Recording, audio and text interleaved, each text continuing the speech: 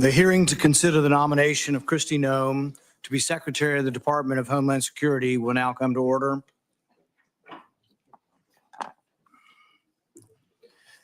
The Department of Homeland Security, with 260,000 employees and nearly 20 distinct components, epitomizes in many ways unchecked power. Its vast responsibilities from border security and disaster response to counterterrorism and cybersecurity demand rigorous scrutiny to ensure that they are executed within the bounds of the Constitution and with respect to the freedoms of the American people. Nearly 2 years ago, when I became the ranking member of this committee, my team sought to understand the extent of this bureaucratic labyrinth. We asked DHS for a comprehensive list of collaborative entities it participates in, task forces, advisory boards, coalitions, commissions, and the like. The response was astonishingly opaque. They stated there is not a single comprehensive list to address all the collaborative relationships that the department and its components engage in. In other words, we do so much stuff and we're so big, we can't describe it for you. But if we can't describe what we have, we got a problem. In plain language, the DHS had really no idea. Think about it. An agency commanding over $110 billion annually can't account for its own activities. This is not just bureaucratic incompetence, it's emblematic of a deeper issue, an agency unsure of its own boundaries and commitments. How can an agency fulfill its mission or earn the American people's trust if it doesn't even know the extent of its own operations? But the problems don't stop there. Instead of focusing on critical threats like securing the southwest border, DHS has shifted its gaze inward, targeting law-abiding Americans. DHS under the Biden administration has often used its vast powers to target Americans exercising their constitutional rights. It's become an agency more focused on policing speech, monitoring social media, and labeling political dissent as domestic terrorism than addressing genuine security threats. While cartels traffic people and fentanyl across an unguarded border, DHS has spent its time and resources creating partisan disinformation boards, spying on Americans through invasive surveillance technologies. The mission drift is dangerous. Every dollar spent monitoring law-abiding citizens is a dollar not spent securing the homeland. Every moment spent targeting political opponents is a moment not addressing real threats like border security, cyber attacks, or the rising influence of adversarial nation states. The priorities of DHS have been deeply distorted, and the American people are paying the price. And what about DHS's response to COVID-19, arguably one of the greatest threats to Homeland Security? The answer is clear: nothing. They knew nothing of the origins, they didn't study the issue, and they had no information about gain-of-function research. We've seen firsthand how unchecked government overreach leads to waste, fraud, and abuse. We cannot let DHS become yet another agency that operates behind a veil of secrecy. The American people deserve transparency, accountability, and leadership that puts national security and liberty hand in hand, not at odds with each other. Today, we gather to consider the nomination of Governor Kristi Noem to serve as the Secretary of the Department of Homeland Security. I hope this hearing will set the tone for this committee's work in the new Congress to restore transparency and accountability to an executive branch that has grown unchecked. Governor Noem, if confirmed, you will lead an agency that has lost its way. Your record as governor of South Dakota and a former member of Congress demonstrates your willingness to make difficult decisions in the face of significant political pressure and to put the interest of the American people first. You have the opportunity today to address how your background and vision will translate to leading one of the most critical and scrutinized departments in the federal government. This is the first of many consequential moments for this committee as we renew our commitment to the constitutional oversight role that Congress must assert. I have no doubt that the nominee will consider in the coming weeks and months that you will be up for the challenge. Governor Noem, thank you for your willingness to serve, and I yield to the ranking member for his opening remarks. Thank you, Chairman Paul. Governor Noem, it's great to see you here today, and I want to first thank you for making yourself available not only to the entire committee, but the discussions that we had in my office, going perhaps a little more in depth in the issues than is possible in a hearing like this, and having that open and frank conversation is something that I appreciate. Also appreciate your willingness to spend time with committee staff as we conduct our due diligence and review of your qualifications and a background to serve as Secretary of the Department of Homeland Security. As our third largest federal agency with more than 240,000 employees and an operating budget of more than $100 billion, the Department of Homeland Security requires strong, stable, and principled leadership. Our nation faces serious threats and security challenges, from securing our borders and combating terrorism to preventing cyber attacks and responding to our nation's increasing number of natural disasters. And DHS is the first line of defense in all of those areas. I appreciated the conversations we had at today's hearing, where we discussed the importance of ensuring that our nation's borders are safe and secure. And while we must address the significant challenges we face on the southern border, we also need to ensure that there are sufficient resources to secure our northern border, something I know you're very familiar with as the governor of your state, including building out our Northern Border Mission Center. This is especially important in my home state of Michigan, which has two of the nation's busiest border crossings. And we're going to be adding another span shortly, the Gordie Howe International Bridge, which will open later this year. To facilitate the lawful trade and travel at those ports of entry that are absolutely critical to our economy, I've worked on legislation to hire additional U.S. Customs and Border Protection officers to meet increased staffing demands. We must secure our borders, but we also know it is well time past to streamline our immigration and our asylum process as well. In addition to border security, DHS is responsible for addressing many threats that face our nation. Just a few weeks ago, unfortunately, Americans were shocked to see two horrific incidents in New Orleans and Las Vegas, a deadly reminder that terrorism and radicalization remain very real and ongoing threats to our homeland. In my role on this committee, I've made combating foreign and domestic terrorism, as well as extremism, a top priority. In this complex environment, it is essential that DHS continue to focus on all terrorism threats, track and report data to Congress and to the American people, and coordinate between all components to ensure the department is effectively addressing all types of terrorist threats. We've also seen the persistent cyber attacks are still a very serious threat, in fact, an increasing threat. A recent attack from Chinese-based hackers infiltrated the Treasury Department, on top of ongoing Salt Typhoon hack that comprised numerous U.S. telecommunications companies. There's no question that DHS must continue to lead the way in protecting our networks from foreign adversaries, cyber criminals, and so-called hacktivists to prevent cyber attacks from becoming increasingly devastating to our security as well as to our economy. And finally, the Department of Federal Emergency Management Agency must continue to work hard to address the increasing number of natural disasters affecting our communities as a result of climate change. From violent storms like hurricanes that brought destruction to states across the South, to the devastating wildfires in California, and countless other severe storms and flooding events all across our country. We need leadership at the department that will ensure our nation effectively responds to communities when disaster strikes them. The safety and security of our nation and the American people depend on the department's ability to effectively address these wide-ranging threats. So, Governor Noem, thank you again for your willingness to serve in this incredibly important position. And thank you for being here today. I look forward to having a comprehensive discussion about how you intend to lead this critical department through a series of national security challenges, if indeed you are confirmed. This morning, Governor Noem will be introduced by Majority Leader John Thune and Senator Kevin Cramer. Senator Thune, you're recognized. Well, thank you, Mr. Chairman and Ranking Member Peters and members of the committee. I'm very pleased to be able to be here today to introduce South Dakota's outstanding governor, who has been nominated by President Trump to serve as the Secretary of the Department of Homeland Security. I've known Kristi Noem for a long time. She has a very compelling personal and family story, which inspired her entrance into the public arena, and I'm sure you'll hear a little bit more about that from her.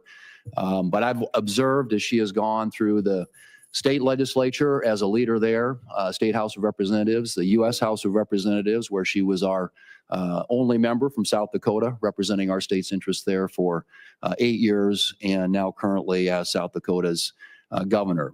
And I think she brings to this job a number of things that are going to be really essential. And one is obviously a skill set when it comes to managing hard problems. She led our state through the pandemic, managed what were extraordinary circumstances all across this country in a way that made South Dakota, frankly, a magnet for people from other states who were trying to flee or get away from some of the heavy-handed requirements that were imposed in other states around the country. Our state stayed open, stayed free, and that was largely due to her leadership. And I would say, too, as we tackle what is an enormously complicated and hard issue, which is our southern border, it's going to require a skill set, which I believe she possesses. It's going to require a tremendous amount of persistence and determination, which I think she has, an enormous amount of energy, which she has in abundance. And frankly, what I would say is just absolute toughness. It's going to take some tough and hard leadership to get things back in order. And I want to refer to something she said in her State of the State address earlier this week to South Dakotans, and that is that over the past 4 years, we've seen a complete disregard for the security of our borders and the safety of the American people, to say nothing for the rule of law. Chaos at our southern border and the Biden administration has left our country vulnerable to a whole host of security concerns, from terrorist entries to cross-border criminal activity like drug trafficking. I think it's well documented, and I think it's high time that it gets fixed. And we have somebody nominated by the president that I believe has the capabilities, the qualities, the experience, and again, frankly, the determination and toughness to solve what is a very, very tough issue, and one which is desperately in need of solutions. So I'm pleased to be able to be here today to introduce our great governor and to thank you for your consideration. I look forward to this committee acting on her nomination, and I look forward to voting for her on the floor of the United States Senate to be the next Secretary of the Department of Homeland Security. Thank you, Mr. Chairman. Senator Kramer. Thank you, Chairman Paul, Ranking Member Peters, colleagues. Once again, I find myself in full agreement with the Majority Leader. It's a good place to be in our business. So this is a very special opportunity for me. And first thing I want to do is thank nearly all of you. I got into almost every one of your offices with Kristi as her very amateurish sitting Senator Sherpa.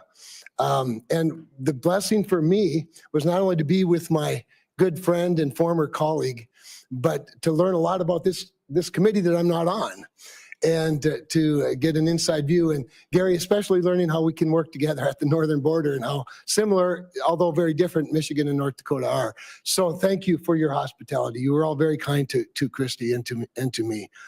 But Kristi is a former colleague. You know, when you're the only member of a body of 435 from an entire state, it's really important to have friends. So together, Kristi and I were two out of 435. And if we could get Montana, Wyoming, and Alaska, there'd be 5 of us that could take on the fight. But I know this, I remember our very first year, my first year, it was not hers, my first year in the House, the unthinkable happened and the House of Representatives failed to pass a farm bill.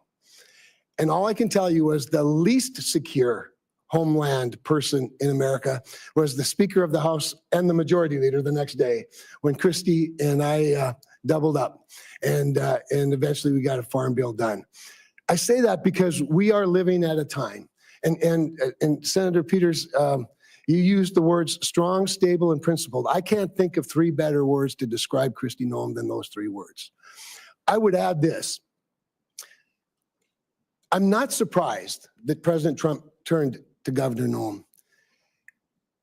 Securing the homeland is the #1 priority, our #1 priority, our #1 constitutional priority as a Congress. And it is for sure the #1 priority of the voters in the last election.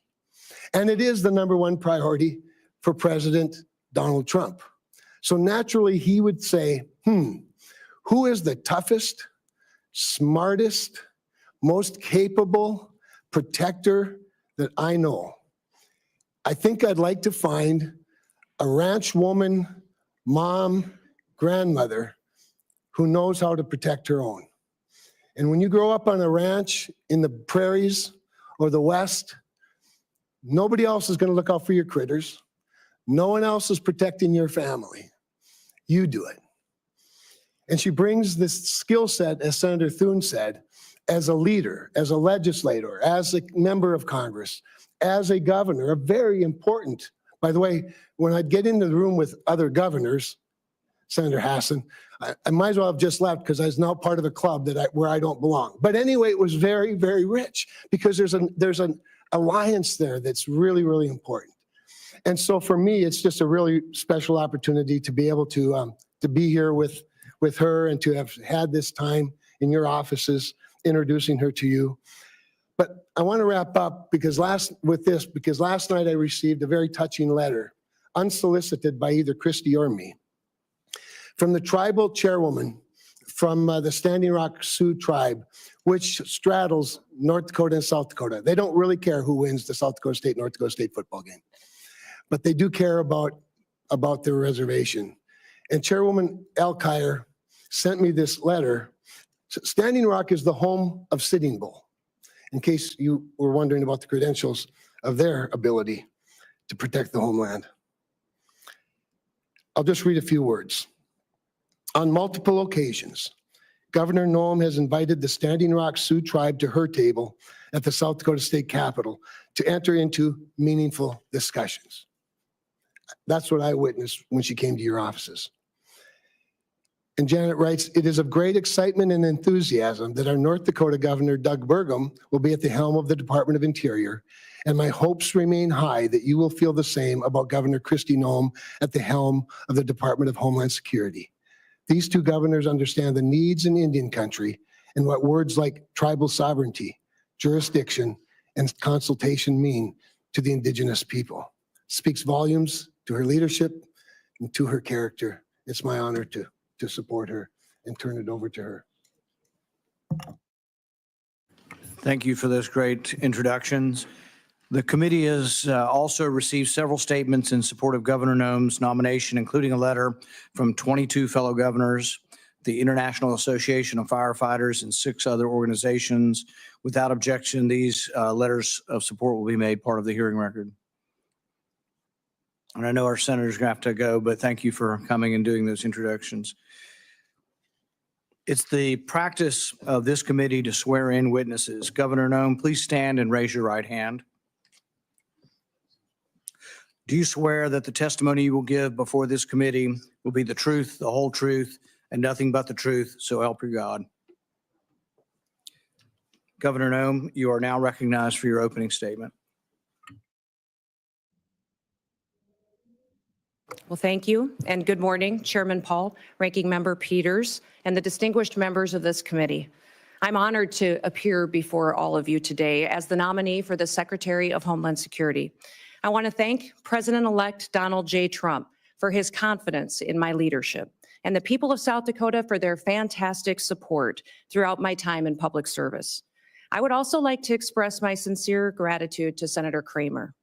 He has been an invaluable resource to me throughout this process and given me much wisdom as well as insight into the thoughts and the procedures of the Senate in this body. And I'd also like to express my gratitude to Senator Thune, the majority leader of this esteemed body. He's been an advisor to me for many years as well as a friend. And I'm so grateful for the generous support of these two men and their willingness to be here this morning to speak on my behalf and to introduce me to this committee. Now, I'm a wife and a mother and a grandmother, a farmer, rancher, business person. I've served in our state legislature, in Congress for 8 years, and also a governor. I've spent my entire life in rural America.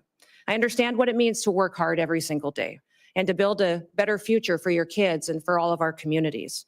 I come before you today with a deep sense of responsibility and a humility as the nominee to lead the Department of Homeland Security, and also a commitment to the more than 330 Americans who we will work together to help serve and to keep safe and secure in their homes and in their communities.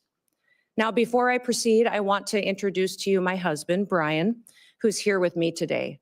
He is my constant 24/7 reminder of our dedication to public service and that it's not a solo effort or done alone. He has been a rock by my side, and I appreciate all of his love over so many years. I'm grateful that he's here with me today. Now, securing our homeland is a serious sacred trust that must be relentlessly pursued and can never be taken for granted. Being safe within our borders here in America is critical, and yet Americans feel less safe than they have felt in decades. For the first time in 30 years, more than 40% of Americans are afraid to walk alone at night within a mile of their homes. President-elect Trump is going to change that. I've seen firsthand the challenges and the opportunities facing our great nation. In the 20 years since the Department of Homeland Security was formed, the nature of the threats to our homeland has grown and they've evolved. This department was created in response to the failures of the government that led to the September 11th, 2001 terrorist attacks. And that reality is not lost on me, especially in the wake of the recent terrorist attacks over New Year's. Now, I've led South Dakota for the last 6 years with a focus every day on making our state safer, stronger, and freer. I've focused every day on making the best decisions, not just for right now, but for generations to come.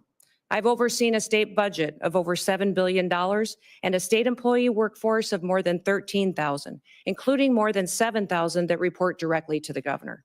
I've addressed important issues like cybersecurity, human trafficking, drug interdiction, and also natural disasters, the same challenges that are facing so many of you and the people that you represent back home. I've secured our state and supported the rule of law. And if confirmed as the 8th Secretary, that is the same approach that I will take to leading the Department of Homeland Security.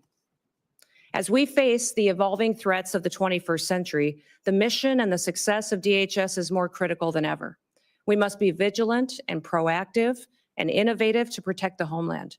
The challenges in front of us are extremely significant, and we must secure our borders against illegal trafficking and immigration. We must safeguard our critical infrastructure to make sure that we're protected against cyber attacks, respond to natural disasters, and also terrorism.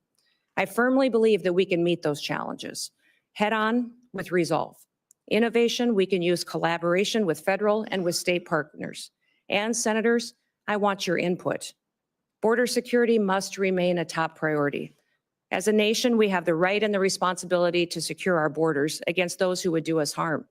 And we must create a fair and a lawful immigration system that is efficient and is effective and that reflects our values. President Trump was elected with a clear mandate.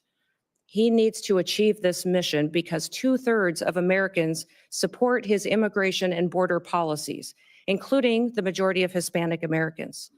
I was the first governor to send National Guard troops to our southern border when Texas asked for help and when they were being overwhelmed by an unprecedented border crisis. If confirmed as secretary, I'll ensure that our exceptional, extraordinary Border Patrol agents have all the tools and resources and support that they need to carry out their mission effectively. The same is true of my commitment to the outstanding men and women of the U.S. Immigration and Customs Enforcement. They are responsible for apprehending, detaining, and deporting illegal immigrants. And getting criminal aliens off of our streets and out of the country will help American communities be safer again. The bravery and the dedication of the Border Patrol and ICE are unmatched, and I will restore dignity to their work. The rising threat of cyber attacks also demands our utmost attention, and our critical infrastructure, from energy grids to financial institutions, is under constant attack by foreign adversaries and criminal actors. As secretary, I will prioritize a comprehensive whole-of-government approach to cybersecurity. In fact, in the coming days, we have to plan bigger and think faster and smarter. I fully acknowledge that people in Washington, D.C. do not have all of the answers, and therefore I will leverage private-public partnerships. I'll advance cutting-edge, state-of-the-art technologies to protect our nation's digital landscape. And I will have a proven track record of doing this in South Dakota to back me up. I've helped make Dakota State University a global leader in cybersecurity education because we recognize the need to address this emerging threat. And I will take a proactive approach if given the opportunity to serve as secretary. Now, President-elect Trump has been a tremendous friend to law enforcement over the years, and I will do the same in my role as secretary. As governor, I've worked closely with law enforcement to make South Dakota safer. I've overseen hundreds of state troopers in the South Dakota Highway Patrol, and on several occasions, I've convened groups of law enforcement from across our state to address policies that will make our people safer. In fact, while some in this country were attacking law enforcement and defunding them, we took the opposite approach in South Dakota. We recruited law enforcement officers to move to South Dakota, a state that respects their service and their sacrifice. And we revamped our law enforcement training to provide the first ever state-led, tribal-focused law enforcement training academy. I'm very proud of the work that we've done in cooperation with our tribes to help make their communities more safe. And we must remain vigilant against terrorism and against others who wish to do us harm to our country and to our great people. I'll ensure that our intelligence and our law enforcement agencies are working together hand in hand, that they're fully equipped to detect, prevent, and respond to threats from radical ideologies and foreign adversaries. This requires resources, coordination, and collaboration across all levels of government. And once again, I will seek your wisdom and I will seek your input into the months ahead. For the sake of the people that we both represent, we have to get this right. Now, I recognize that Homeland Security isn't just about prevention, but it's also about resilience. When disasters strike, as we know they will, the Department of Homeland Security must be ready to respond swiftly, efficiently, and effectively to protect the lives and the property of Americans. As governor, I've worked with FEMA in response to a dozen natural disasters in South Dakota. These have included historic floods, tornadoes, blizzards, wildfires, a derecho, and even a global pandemic. As Secretary, I will enhance our emergency preparedness and strengthen FEMA's capabilities. And we will ensure that no community is left behind and that life-saving services like electricity and water are quickly restored. As Secretary, I will oversee the Secret Service, an agency that is in serious need of reforms. We all saw the threats to President-elect Trump last year and the consequences of failure. Now, that should never happen again. And I've worked closely with my own gubernatorial protective detail, and I'm familiar with what works and what doesn't work. And I'll bring that experience towards strengthening the Secret Service once again. I'm committed to working with this committee, with Congress, and with the dedicated men and women of the Department of Homeland Security to fulfill our mission. And together, we can ensure that the United States remains a beacon of freedom, safety, and security for generations to come.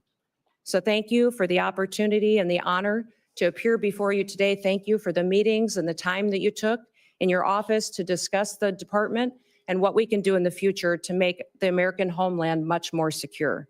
I look forward to your questions, and I hope to earn your trust and hopefully also your vote as we embark on this critical work together. With that, Mr. Chairman, I yield back.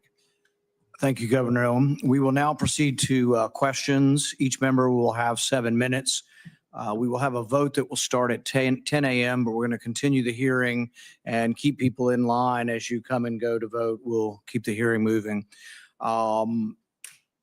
I want to be clear from the outset that we will not tolerate any disruptions. The Capitol Police have been asked to escort anyone immediately from the room if they disrupt the hearing.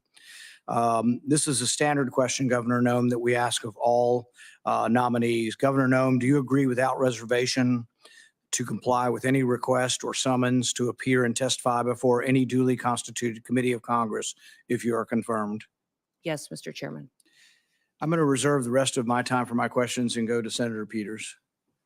Thank you, Mr. Chairman. Governor Noem, the DHS Secretary has many competing priorities, as you well know, and you outlined certainly in your opening comments, from our borders to wildfires to cyber attacks. But as you and I discussed at length, and I appreciate you bringing it up in your opening comments as well, we do have a northern border in addition to a southern border. That's absolutely essential that the DHS has the resources necessary at the northern border to carry out its mission, both between ports of entry and all along the border. In fact, we've seen an increase in unauthorized crossings in recent years at the northern border. So my question for you is, if confirmed, do you commit to ensuring, along with the southern border, that the northern border is sufficiently staffed to maintain its security and robust trade between the U.S. and its neighbors, including at the Gordie Howe International Bridge in my home state of Michigan, have the resources they need to facilitate trade while keeping Americans safe? Yes, Senator Peters, you and I talked about this in your office and also with Senator Slotkin as well, how important it is to continue to remain focused on our northern border and all borders and ports of entry that the United States has. I think there's been some universal concern from some of the committee members that as we focus on the southern border and what we're seeing as far as the invasion there and the amount of people crossing, that the northern border would lose focus. But that will not happen, and we will ensure that our borders are secure and we're addressing all threats that may come in from any direction. And also with the bridge as well and staffing up on that as well. And I've assured Senator Slotkin as well that our focus is there to make sure that it is staffed appropriately. Very good. And as we discussed, the department is diligently working to stand up the Northern Border Mission Center at Selfridge Air National Guard Base in Michigan, following the authorization and funding that I was able to secure in the last Congress. This center is critical to supporting the department's northern border security missions and addressing evolving threats. So quick question, if confirmed, do you commit to working with me to fully build out the Northern Border Mission Center? Yes, Senator, we will look forward, and I look forward to working with you to ensure that that is a priority and that it's adequately resourced, and working with Congress and senators to make sure that we have what we need to make sure that that mission for that base is fully fulfilled. Great, thank you. On New Year's, we witnessed two incidents that reminded us that terrorism and extremism remain serious threats to all Americans. Both DHS and the FBI have consistently said that the most persistent threat to the homeland is from U.S.-based individuals or small groups radicalized by a variety of ideologies, from white supremacy to ISIS to Al-Qaeda. We must certainly continue to focus on people who are radicalized here in the United States with the intent of terrorizing our communities. So my question for you, ma'am, is how do you plan to address this threat of U.S.-based terrorists? Senator, this is a grave concern for our country, as we all agree that the #1 threat to our homeland security is the southern border. In fact, since Joe Biden has been president, we've seen 382 individuals that have come over that border that are on the terrorist watch list. Behind me have the governor of Louisiana with me, and he and his state and people in this country went through a horrific event on New Year's Day, and one that we never want to see repeated again. But this governor behind me is concerned also about an upcoming event, which is the Super Bowl coming shortly, which we need to do all that we can to work together, that he has the reassurance that the federal government, that the Department of Homeland Security is prepared to help him protect that event and to keep people safe while they are there.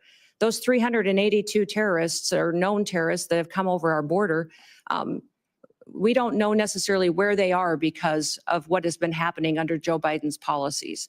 Now, President Trump obviously won the last election with a clear mandate, and that mandate is for the American people to secure that border. But also, we need to focus on domestic terrorism and homegrown terrorism, which you just referenced in your question. Homegrown terrorism is on the rise. We see more and more incidents of people that are U.S. citizens that have become radicalized, and knowing when people are leaving the country and coming back and changes to their behaviors and what their actions are is critically important. So the resources that the Department of Homeland Security has needs to be utilized as far as identifying those threats and being proactive to prevent them, but also protecting civil rights and liberties in that process, and making sure that the department is on mission to do what it was called to do, why it was created, and what authorities that Congress and the Senate has given them. My hope is that Governor Landry and his staff and his people and the people that attend the Super Bowl know that the Department of Homeland Security is their partner, is on watch to protect them and to keep that event safe. I hope all Americans know that leadership has consequences. I hope that we can get through and get your support for this nomination and get confirmed quickly so that we can address the threats that we currently face and make sure we don't have any repeats of the day that we saw just starting this year on New Year's Day. In the last 2 years, we have seen increasingly aggressive and expansive cyber attacks against our federal agencies. Just last month, Chinese hackers infiltrated the Department of Treasury and stole potentially thousands of unclassified documents. So given these concerning trends by the PRC to hold our federal networks hostage. Do you believe that federal agencies should be required to implement cybersecurity upgrades and maintain the highest cybersecurity standards to protect sensitive or classified data and U.S. citizen information as well? Well, Senator, the mission of CISA, which is the Cybersecurity and Infrastructure Agency, the mission of it is to hunt and harden. It's to find those bad actors and help work with local and state infrastructure, critical infrastructure entities so that they can help them be prepared for such cyber attacks and that they can make sure that they're hardening their systems to protect them in the future, recognizing the vulnerabilities that they have. CISA's gotten far off mission. They're using their resources in ways that was never intended. The misinformation and disinformation that they have stuck their toe into and meddled with should be refocused back onto what their job is, and that is to support critical infrastructure and to help our local and small businesses and critical infrastructure at the state level to have the resources and be prepared for those cyber attacks that they will face. You know, Salt Typhoon was a campaign of espionage by the PRC in China against our telecoms, where large amount of data was stolen and taken, and people's private information was taken as well. And we've also seen China and the PRC go after our critical infrastructure with the Volt Typhoon hack. And that was extremely dangerous because there was no reason for them to do that, just to steal people's data and information. The reason for them to go after that was to control our critical infrastructure, for the ability to see if they could shut down a water plant, a utility company, and that was to cripple our country. So these threats are real. CISA needs to be much more effective, smaller, more nimble, to really fulfill their mission, which is to hunt and to help harden our nation's critical infrastructure. Thank you. Thank you. Thank you. Senator Scott. Governor Noem, congratulations on your nomination. Thank you. I think you're going to do a great job. Thank you. I think it's great that you're a governor and you bring that expertise to the table. So I just went through the campaign to get reelected, and it was after the Butler shooting. I'd asked people, I said, at all my events, I say, raise your hand if you think the acting director of the Secret Service is going to tell us what happened. Not one person. I said, what about Secretary Mayorkas? You know, he's running HHS. What do you think? Or Homeland Security. What do you think? I said, how about Christopher Wray? You know, head of the FBI? Not one person. Can you just talk about the importance of transparency and accountability in government and how you're going to bring that to the table? Yeah, Senator Scott, thank you for that question, because that's what I have found across the country as well. And I know it's certainly true in my home state of South Dakota, is that people don't trust the federal government. They don't trust our leadership and this current administration that's in the White House right now to tell them the truth about what the threats really are, about our agencies and departments, when there are failures, addressing them and fixing it. The Secret Service is one of those perfect examples. They need leadership that understands why that Secret Service was created and what it needs to do. There's two elements really that the Secret Service is tasked with, and that is protective detail and then also investigations. Yet we see investigators within the Secret Service out there investigating antiquities and other things that are off mission when they should be focused on making sure we're addressing national security events with the protocols that are necessary and protecting the individuals that they're charged with and getting that skill set and training that are necessary. That's been compromised by not having enough people there and being adequately staffed and resourced. But frankly, the leadership hasn't been honest about talking about it. We saw this with the drones over New Jersey as well, the federal government not answering the questions from the public. And when they finally got a straight answer out of President Trump, they felt reassured that somebody recognized that this was something they were questioning and that they deserved answers. My goal and my mission is to build trust. We will undertake a large job and a large duty that we have to fulfill, that the American people expect us to do by securing our border, to make sure that our nation is a nation with borders, or we're no nation at all, and that we are making sure that those criminal actors that are perpetuating violence in our communities and in our cities and towns and states are removed from this country, that there's consequences for breaking the law in our country again. There has to be consequences, because when Americans break the law, there's consequences.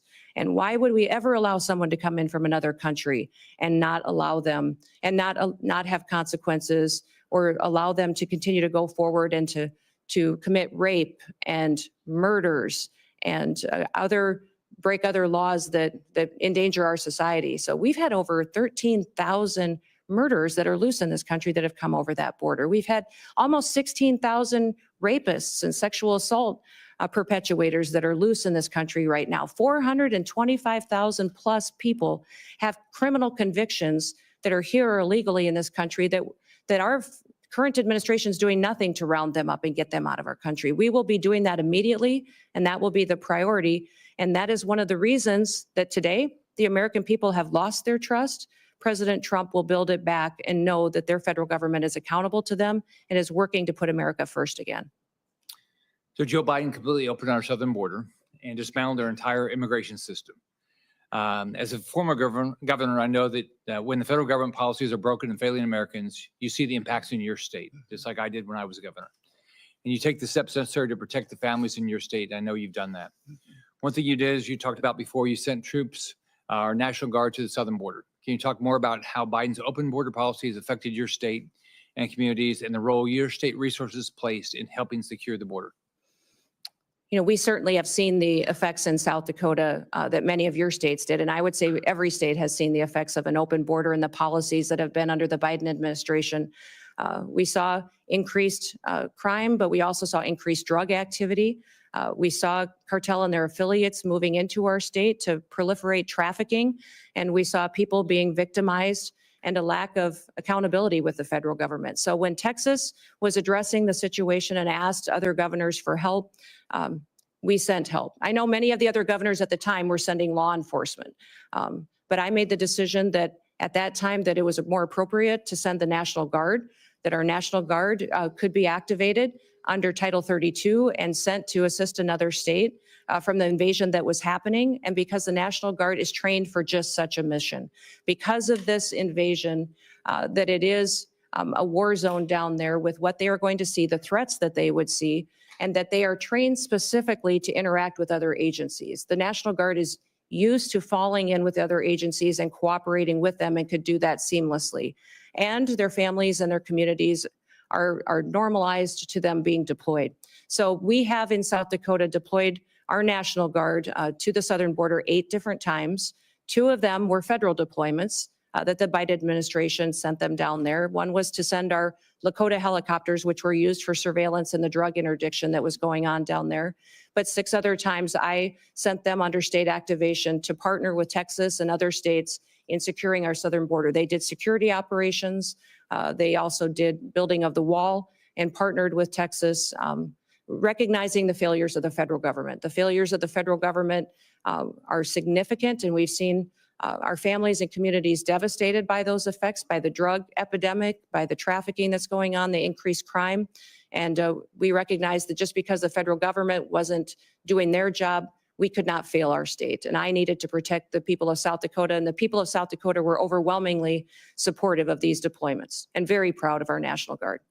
When I was governor of Florida, there was a terrorist attack in Paris by Syrian refugees. So President Obama was president, and I said, I'd like to know if you're going to send refugees to my state, that you give us some background on them. You know, I assume you vetted them and tell us what's going on. You have to tell me, but you ought to tell our state law enforcement and our local law enforcement. All right, that they said, go jump in the lake. They're meaner than that, but they said, go, you know, you have no rights as a governor, which had made no sense. We had over 70,000 people come here after Afghanistan on planes into this country, completely unvetted. All right. They've never given our governors any information. So would you change that? Yes, the communication between states and the federal government has been absolutely broken. And that's what I love about this committee is you do have governors sitting on this committee that have been in that role as a commander in chief and have the responsibility for being the CEOs of their state. It's a different perspective than serving. I served in Congress too, and both are extremely important, and they're just different in that responsibility that weighs on your shoulder. I often told folks that that is the thing that most times, if something was going to keep me up at night, it was the responsibility that I had being commander in chief, recognizing the decisions that I made. And I'm sure you had this feeling as well, Senator Scott, as governor, that impacted those families, those soldiers, and it impacted their communities when we pulled them out, and the importance of that. And when they were bringing refugees into the country, I as well communicated that to the federal government. They were bringing refugees, and I asked how they were vetted, how we were working with their home countries to find out who they really were, what their intentions were, and why they were coming to the United States, and received no information from this administration, that vetting process was being done, that we knew where they're going. In fact, they kept us in the dark and didn't communicate to us even what states and where those refugees were being placed. So that is something that we need to change. When we have programs that fall under the purview of the Department of Homeland Security, there needs to be communication, especially with the governor, so that we can coordinate to ensure that it's the right thing for that state. Thank you. Senator Hassan. Thank you, Mr. Chair, and welcome, Governor Noem. Really appreciate you being here. Welcome to your family as well. Thank you. And families do share in this kind of public service, and we appreciate them very much. As we discussed at our meeting last month, as a former governor, I appreciate the important responsibilities that governors have to ensure the safety and security of their communities, including by managing public safety and emergency agencies. And I will say that in many ways, I agree with some of the things that Senator Scott just said about improving communication between the Department of Homeland Security and governors around who is being sent to states. It's a critical issue and something that I was frustrated by when I was governor. So I look forward to hearing more today about your priorities, if confirmed, about how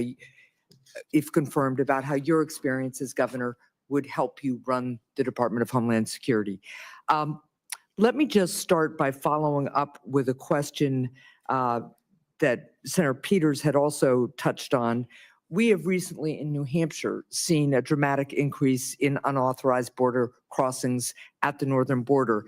And when I was at the northern border recently, law enforcement told me about the need for more personnel and resources. We still don't have cell phone coverage in a lot of the stretch of our northern border. I've worked with Senator Kramer on bipartisan legislation to strengthen our northern border strategy because it's clear more support is needed. So, Governor, if you're confirmed, would you deploy additional full-time personnel and upgrade equipment along the northern border?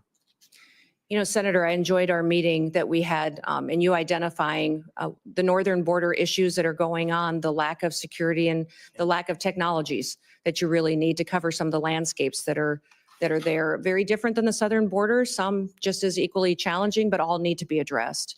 So I definitely will be working with you to ensure that our northern border is adequately resourced as well. And we do have to have the resources in order to be successful. Right. That's something I want to work with Congress, with the Senate and the House on, to ensure that the resources are there to meet the challenges that we have. We have not fully utilized the technologies that are available, that are necessary to really secure this country and to compete with those bad actors which wish to infiltrate our country. And having the ability to utilize them will make us much more safe. So I'll work with you most definitely in ensuring the northern border is protected. Well, I appreciate that. And I just note too that at the same time, there's real concern in New Hampshire and all along the northern border that we strengthen the border and have the resources we need. We also have a really strong economic relationship with our partner, our friends to the north, and a lot of family relationships. So I think it's important that we're smart in the deployment of technology. We don't want to impede that flow of economy and people that's lawful, but we do want to make sure that we have the resources we need. I want to turn to the southern border now.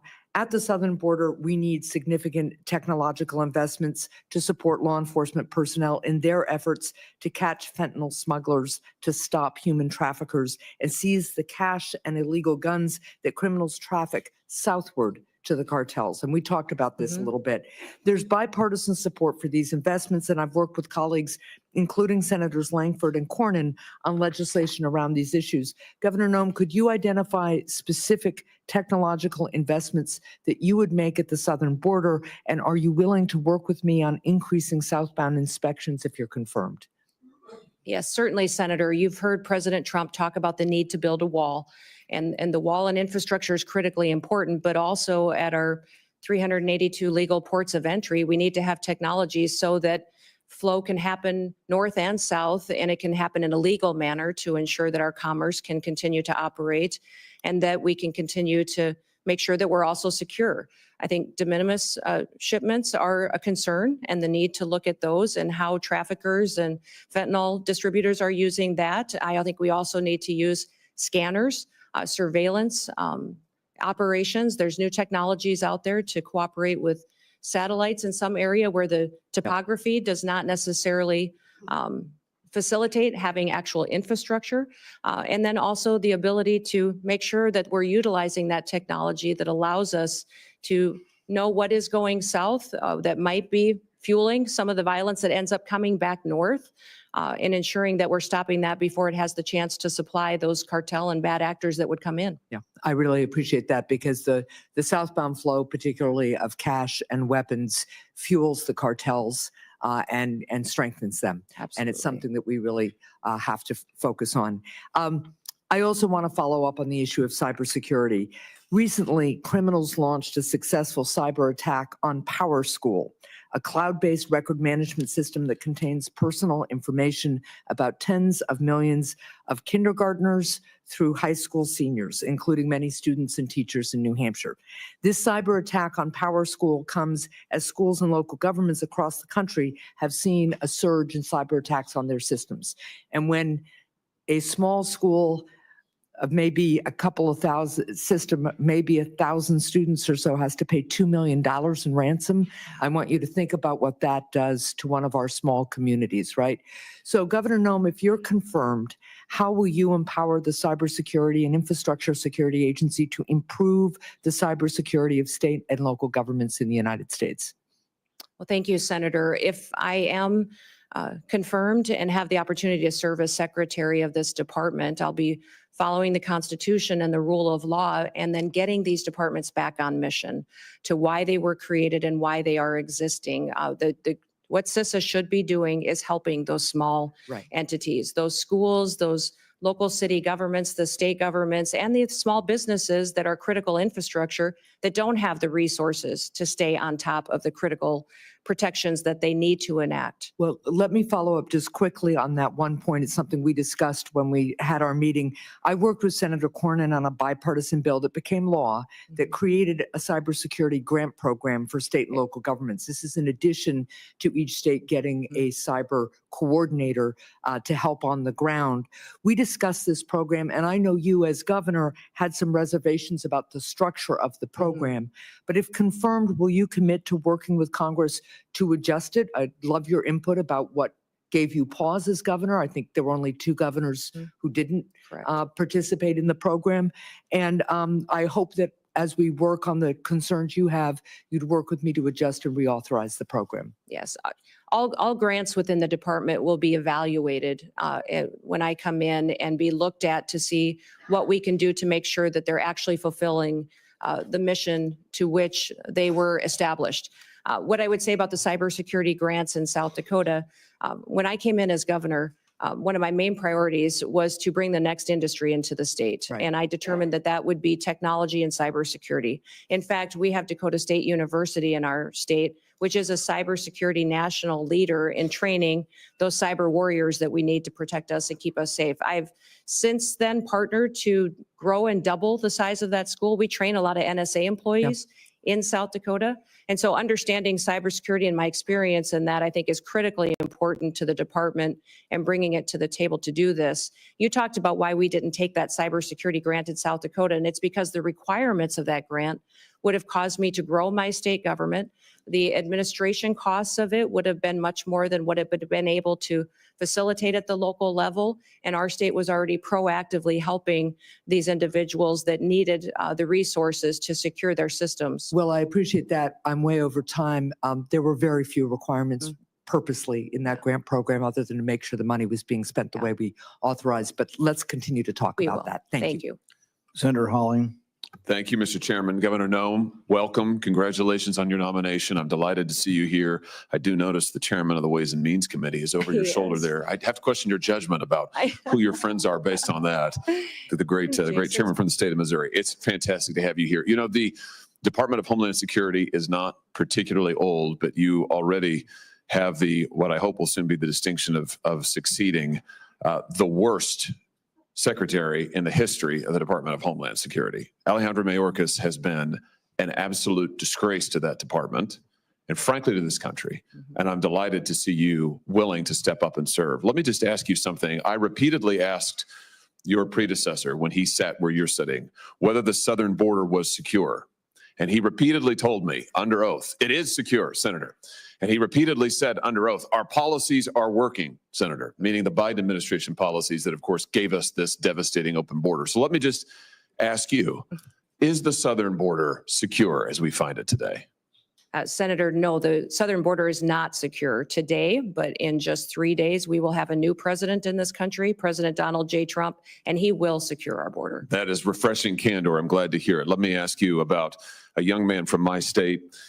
This is Travis Wolf, who's 12 years old when he was killed just over a year ago by an illegal migrant who mowed him down, and I choose my words carefully, mowed him down in a motor vehicle, hit him head on, doing 75 and a 40, killed him. Others were severely injured.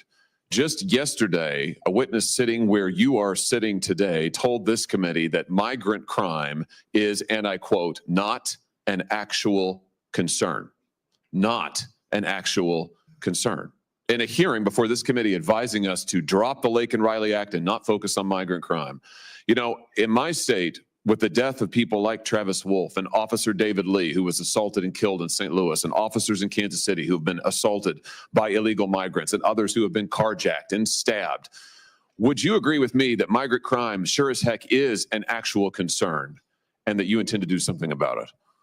Yes, Senator, absolutely. And I am so sorry about Travis and my prayers go out to his family. I can't even imagine what that is like. And thank you for telling his story, because there's so many families in this country that have that same story.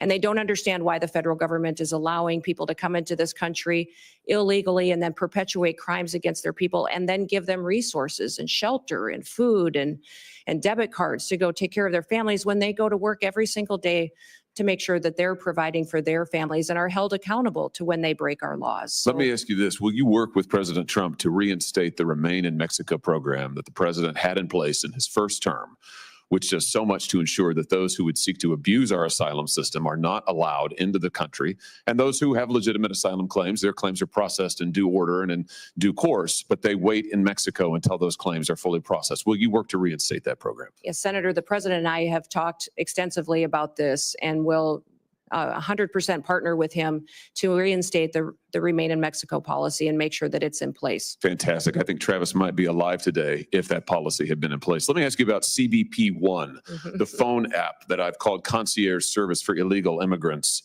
I'm sure you're familiar with it. This was the Biden administration's effort to allow asylum seekers to apply ahead of time using their phones, but not actually to provide any evidence that they needed asylum. There was a newspaper report, a press report that said the only problem with the app is it never asks users, are you seeking asylum? They don't ask for any asylum evidence. They simply release these so-called asylum seekers who use the app into the country on parole. Sometimes they're never given a hearing.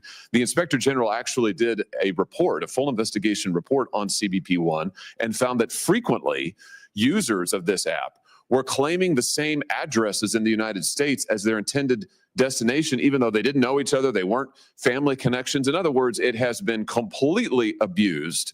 And the idea that the federal government would pay for this kind of concierge service for illegals, I think is outrageous. Will you end the use of the CBP One app? Yes, Senator, if confirmed, and I have the opportunity to be secretary on day one, CBP One will be shut down. There's data and information in there that we will preserve so that we can ensure we know who's coming into this country and who's already here that we need to go find, but also we make sure that there's another program, CHNV, which I'm sure you're very familiar with, where our federal government actually paid to fly people into this country directly from other countries without any vetting or knowing who they are. So there's several of these programs that need to be eliminated, and we need to ensure that we're following legal immigration laws. I'm glad you just mentioned CHNV. This is this is a mass parole program. Of course, as you know, our law allows parole in only very limited circumstances. There are two circumstances, and it requires case-by-case evaluation.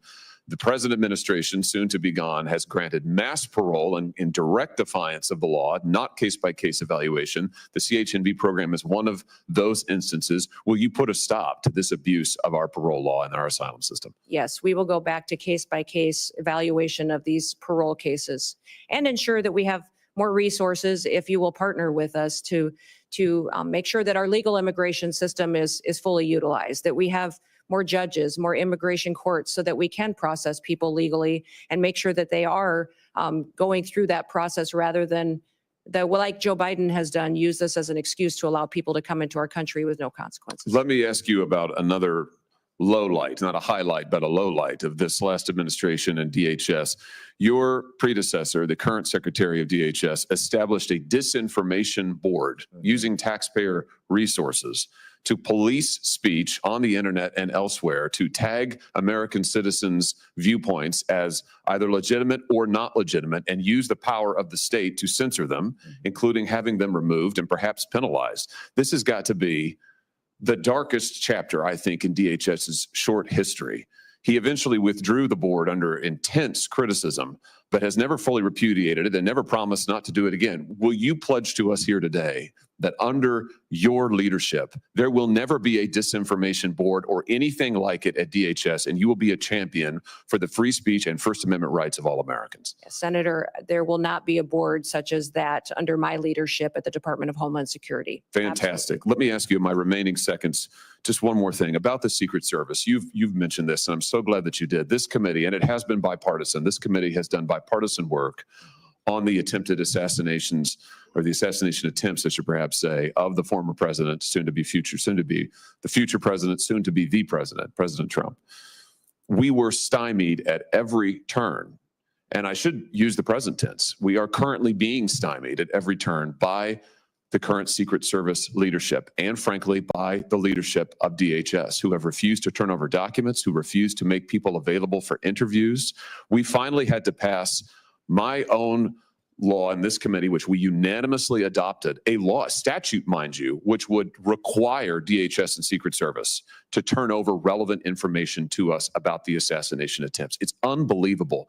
When you come to office, to this office, I hope very soon, will you pledge to us that you will open the books on all of the facts associated and around these assassination attempts, that you will make available to us and to the public, most importantly, all the facts so that we can ensure that this never happens again and that the needed reforms in the Secret Service are put into effect? Yeah. Senator, if I am the Secretary of Homeland Security, I will certainly work with you to build transparency and make sure the facts are shared with you and your committee. I know that you've been very frustrated by the lack of transparency from the department. And I want to thank those of you that have worked on that report that was put together on these assassination attempts. I know it was a bipartisan report and investigation that this committee conducted, and I appreciate you focusing on that, and I will work with you to get the information so that you have the truth of really what happened there and the failures so they can be fixed. Thank you. That's a great place to end. And a high note as I see my friend Senator Blumenthal, who did fantastic work on this effort, and it will be an incredible new day, and incredibly refreshing to have a DHS secretary who will tell us the truth, who will be honest with us about the facts, honest with the American people, and who will enforce our law. And I know you'll do that, Governor Noem. I look forward to supporting your nomination. Congratulations. Thank you. Senator Blumenthal. Thanks, Senator Johnson.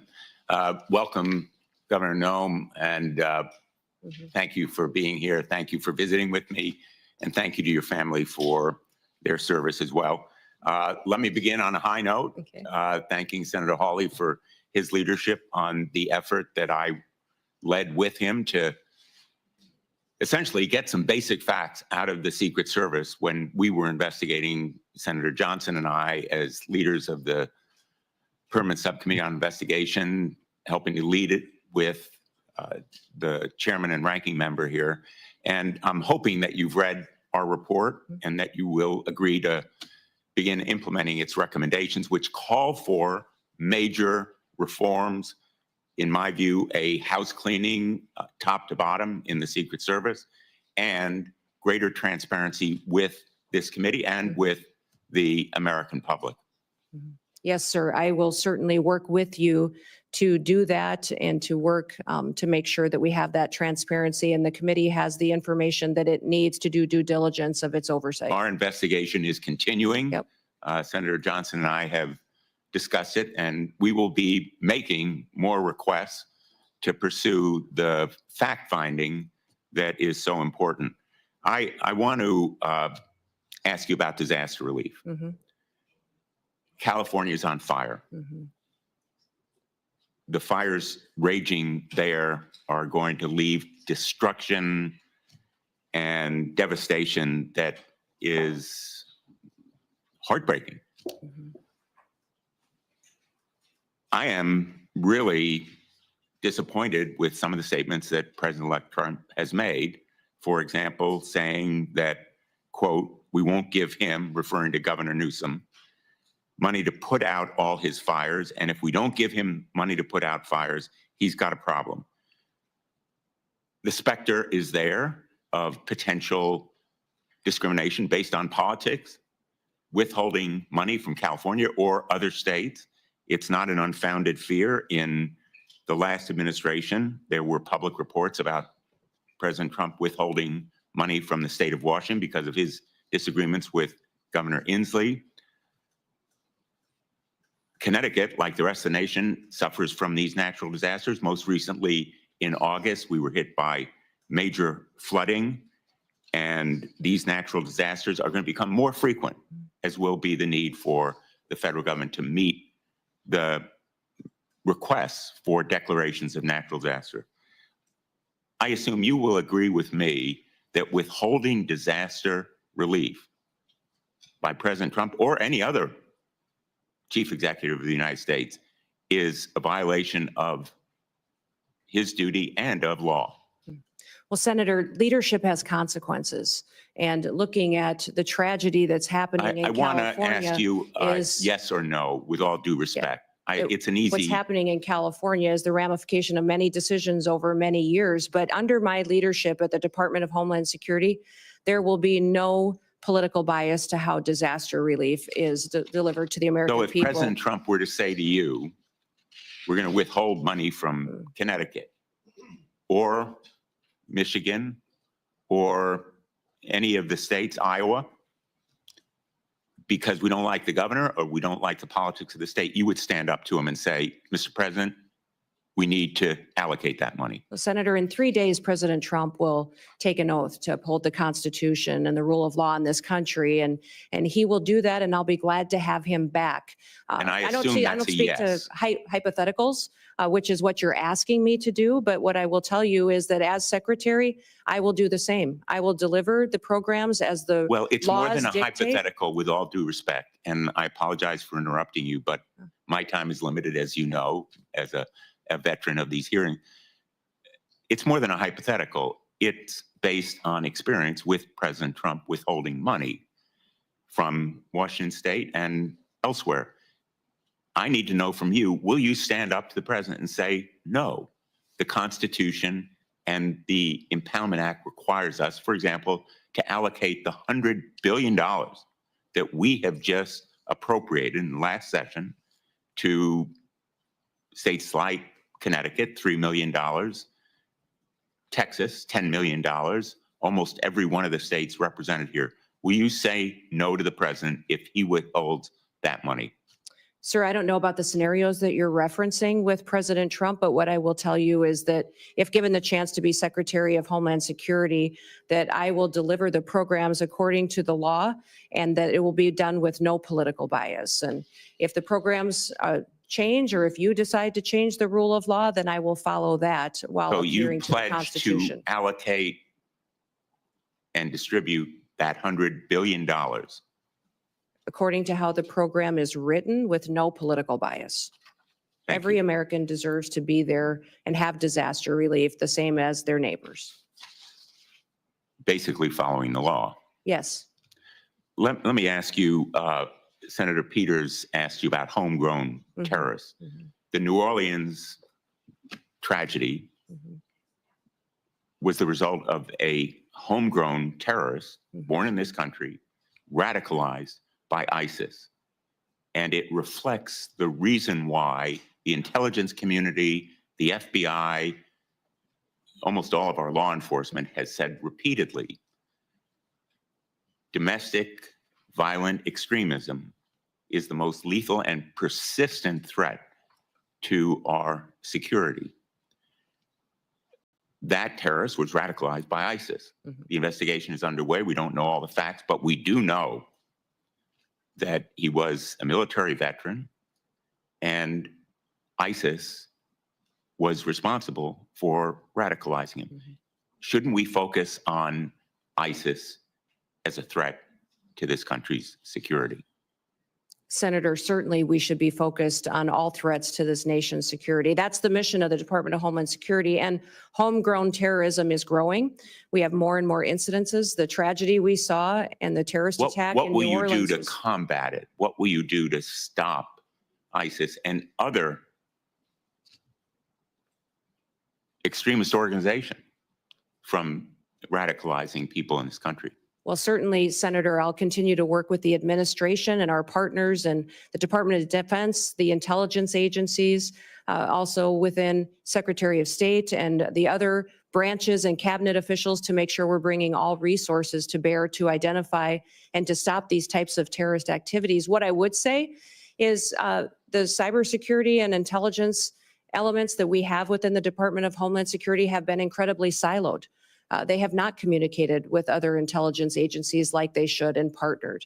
INA has some interaction, but not enough. And we also need to have CISA have interaction with the FBI, CIA to make sure they're working together to stop these types of threats and identify when they're growing among our citizens and how My they time become has expired. radicalized. This area of questioning, I think, is supremely important. I know there's a lot of focus on the border. We all want more border security. We want to stop migrant crime, but let's not take our eye off the ball. The governor of Louisiana for the Super Bowl ought to be really riveted on the potential for homegrown terrorism as a threat.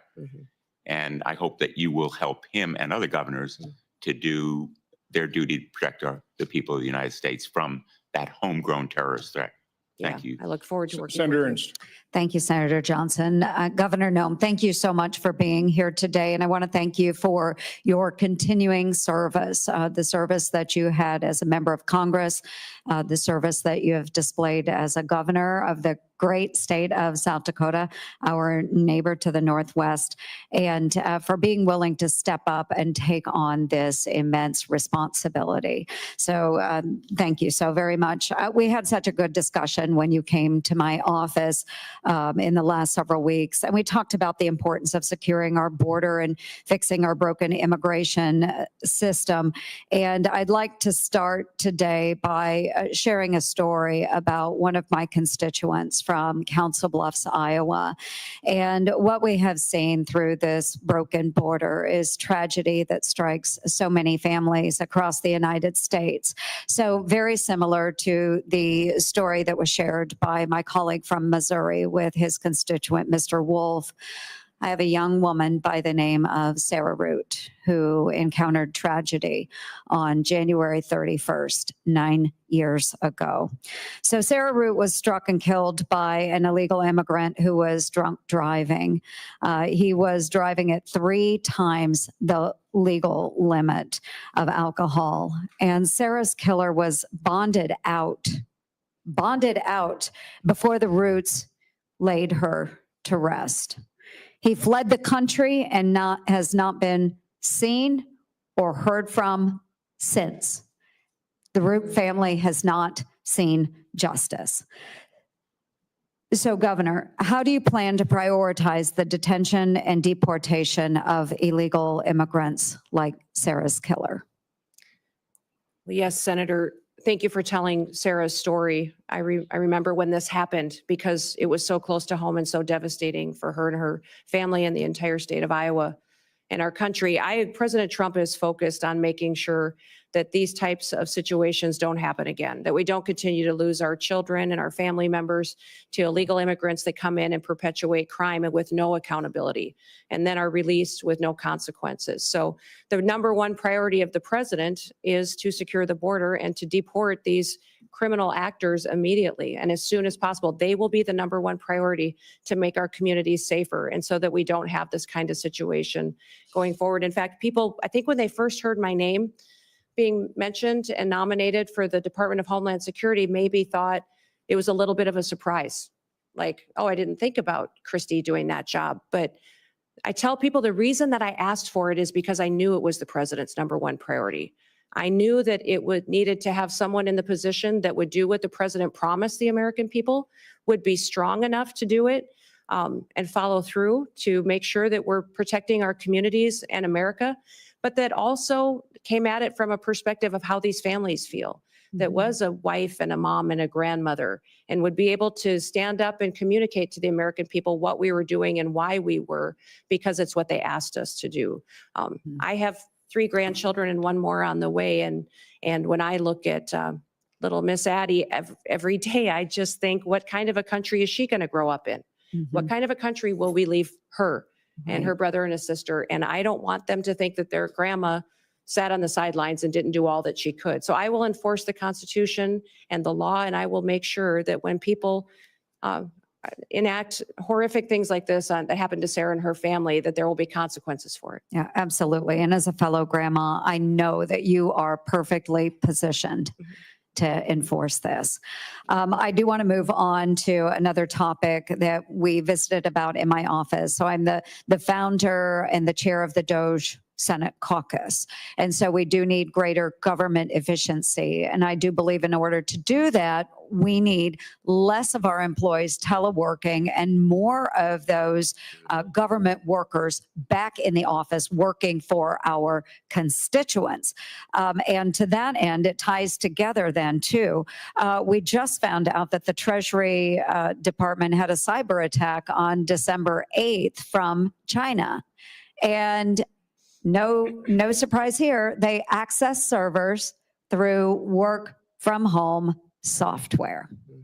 So it all ties together. We need more people back in the offices, making sure that any communications are secured, any work is secured.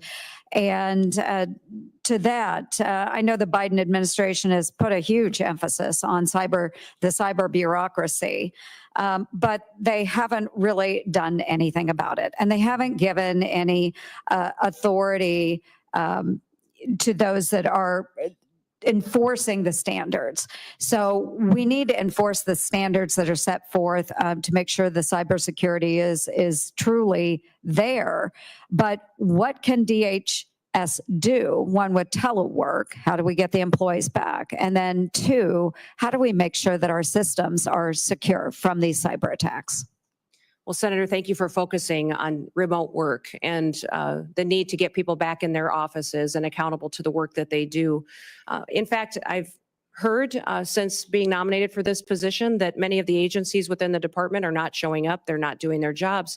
But even FEMA, who is responsible for disaster response, that they have the alternative, some of these employees, to not even respond to a disaster, which might explain the horrific results that we saw in North Carolina when they had such a terrible disaster that impacted families and communities, and FEMA failed them so miserably. If it's not even a responsibility of them to show up when terrible things happen, what other day-to-day activities are not getting done because they're working for home or not doing their job at all. You talked about cybersecurity and the need to ensure that our systems are safe and secure. One of the things that disturbs me the most is that we don't necessarily even know how some of these espionage attacks that have infiltrated our systems have happened. We don't know how to stop them yet. We don't have the knowledge, and that our departments and intelligence agencies and cybersecurity agencies have become siloed and aren't working together to stay in front of these bad actors. But many times our most vulnerable area happens at the state and local level. Some of these smaller entities that feeds us information into our systems is where they choose to infiltrate and get our data and to really hold for ransom many of these companies and then impact our federal systems as well. So one of the first meetings I had when I was elected governor with the former governor during the transition was he said the number one priority you're going to have as governor is to secure our systems. He said our systems are so antiquated and we've had over 16,000 hacking attempts in just the last month. You need to secure our systems and get it done. So that was a priority for me. And to do that, and we fully funded it and got it done in South Dakota, and it's being implemented today. I look forward to doing that at the federal level to make sure that people's data and information is safe, but also our country is safe from these bad actors that have a plan to take us out. Well, thank you. My time has expired, but I do want to end on a note that another thing that I do truly appreciate about you and your nomination is that as a governor, you have worked with those local constituencies as well and those local governments. And I know that this will be an incredible strength that will ensure continued success for you within the department. So thank you, Governor, very much. Thank you, Mr. Chair. Senator Kim. Thank you, Chairman. Governor, it's good to see you. Good to see you again, Thanks for too. coming before our committee. I wanted to just ask you, not just about your work, but how it's going to fit into the broader incoming Trump administration. And in particular, I guess I'm uncertain about roles and responsibilities regarding your position and Tom Homan's. I guess I just want to ask you just point blank, like, who's going to be in charge of the border? Well, the president will be in charge of the border. It's a national security issue, and the president is in charge of this country and has made a promise to the American people, and we will fulfill his agenda. Well, that was a good answer. It's the answer I would have given as well. But I guess I got confused when Trump made the announcement about Tom Homan. He said, quote, I'm pleased to announce that Tom Homan, and said that he's in charge of our nation's borders. So I guess, again, I'd just like to go back to you. How are you going to work with Mr. Homan? What is the division there? I'm trying to get a better sense of who's in charge. Yeah, Tom Homan is an incredible human being who has over 30 years of experience. Incredible experience. Yeah, I get at the that. border I'm just trying to and think the through insight and wisdom. decision-making process Yeah. when it comes to your work. For instance, will he be giving orders directly to CBP, ICE, USCIS? Tom Homan has a direct line to the president. He is an advisor to the president, the border czar. I obviously will be, if nominated and confirmed, and put into the position of being the Department of Homeland Security Secretary and responsible for the authorities that we have and the actions that we take. I say this because I actually want to make sure that we're empowering the next Secretary of Homeland Security. Yes. You know, in the legislation that was codified by Congress and moved forward that started this after September 11th, it said, quote, all functions of all offices, employees, and organizational units of the department are vested in the secretary. So I guess the reason why I mentioned this is I've just seen some quotes from Mr. Homan where he said, quote, I'll be making decisions on border security and deportation. He was asked in another interview about the stronger role that he'll play. And he said, absolutely, I'll be making decisions on how we do the border. So I just raise that as a concern of mine, because not only is that about the function of our executive branch, but also the capabilities of this committee to be able to properly do our constitutional duties for oversight, the ability for us to be able to have that conversation. We can talk to you, engage with you. That is the direct way. But if he is going to be making decisions, then he should come before this committee as well. And I know that that's something where, as far as I know, his role will be directly at the White House, is not something that will be under the purview directly of this committee. So I just wanted to raise those concerns. Yeah. Tom and I work very well together and talk and communicate all the time. And we'll be working together on a daily basis when we're in our positions under the new administration. And I would say there's no authorities being planned to be taken away from the department or myself if I'm in the role, and But we'll it sends continue some to mixed oversee signals. You can CBP. understand how, people in my home state, maybe around the country, when they hear Mr. Homan saying, I'm making the decisions, when they hear President-elect Trump say he's in charge of our border. So, I urge, that we're going to try to do our best to try to make sure we're empowering the department, empowering the next secretary, because that's where, our laws are invested in our decision making. Yeah. Well, thank you, Senator, and we'll make sure you have all the information that you need. And Tom working directly with the president and I working directly with the president hope to help you get all that you need to reassured that the authorities will stay the same as they currently are, but we will continue to work to secure that border and make sure that we're working together in that way. I want to just switch gears about you raised the concerns about terrorism, especially foreign terrorist groups. I guess I just want to ask you, what are the major foreign terrorist groups that are, well, first of all, what are the major foreign terrorist groups that are out there that we're tracking? Which are the ones that are concerns to us in terms of potentially trying to inspire or coordinate an attack upon us? And if you can just give me a sense of what their current capabilities are to try to enact that. Well, I think we face a lot of threats, Senator, and since I'm not in the role today, I shouldn't get into specifics with you, but I Well, think you can at least get over into years, specifics the- about what organizations that are out there. So I Yes, just wanted to get a sense of you your have all knowledge of the all the organizations. traditional terrorist organizations that have always threatened the United States. But Such I would as? also say, I would say Hamas, ISIS, continuing down that path of those terrorist organizations. But we'll continue to also focus, though, not just on those, but also the cartels, their partnership with the Chinese, and what they are doing. Listen, I've told people for years, for over 30 years, I've worked on national policy, on food policy, on agriculture policy, and I've seen the Chinese agenda to infiltrate our country, control our food supply chain, but also their manipulation of their currency and stealing our IP. And now I believe that this fentanyl crisis that they have flooded our country with is geared, and the purpose of it is to kill our next generation of Americans. No, It is to I don't control us. discount the So importance when you of those. focus on one or two groups, I think it takes your eye off the ball as to where all the threats could come from. We just spent a significant amount of time talking about homegrown terrorism as well. Correct. And I'm about glad we're having that conversation. But the reason why I mentioned it, I was not trying to quiz you or anything of that nature. It's just that, when the Department of Homeland Security, when their threat assessment for 2025 lists 3 organizations, lists Al-Qaeda, lists ISIS, in particular ISIS Khorasan, and the IRGC and the threat from Iran. I just want to make sure that I get it. You're talking about the importance of the border. We all understand that. We want to work with the incoming administration to try to have an orderly process, one with that.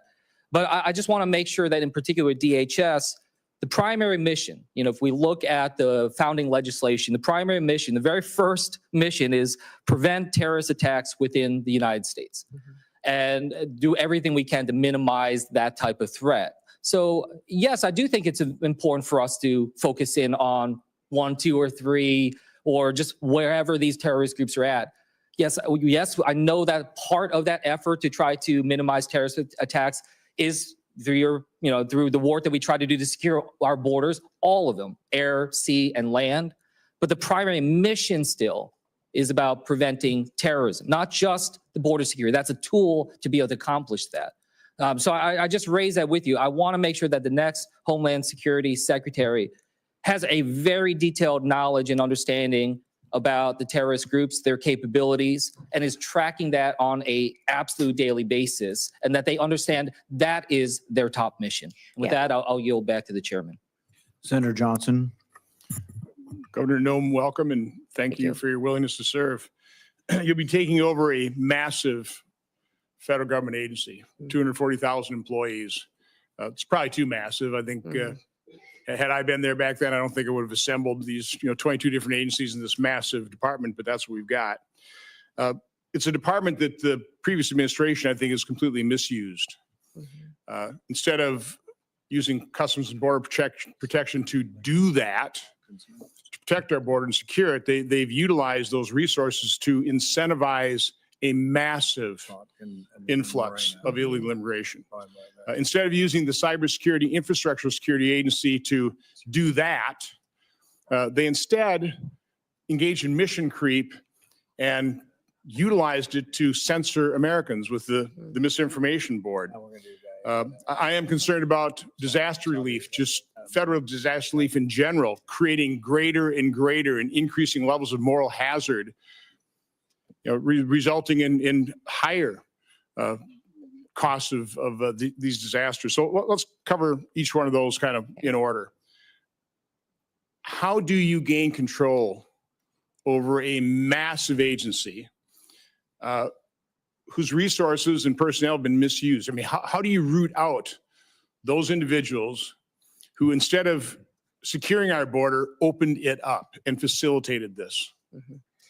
Well, Senator, this has been a big topic of conversation in most of the meetings that I've had with the members of this committee was how do we fix this agency, which the reputation is that it's broken and dysfunctional. I think that was the question I get asked the most is why would you want to head up such a dysfunctional department? And I would say that because the mission of the department is to secure the homeland and our people. It's our biggest vulnerability right now. And we have a president that's not enforcing the law. And I don't believe the law should be unequally applied. Everyone's to be subject to our laws, and a nation without laws and without borders is not a nation at all. So I will work by ensuring one of the things that Senator Ernst talked about, people have to show up for work. I think there's going to be a majority of people who don't have their primary mission to secure the homeland, that if they don't want to show up for work, then maybe they're just not truly passionate about protecting America. I think they need to do that, and they need to recognize what their job is. The morale in DHS is very low.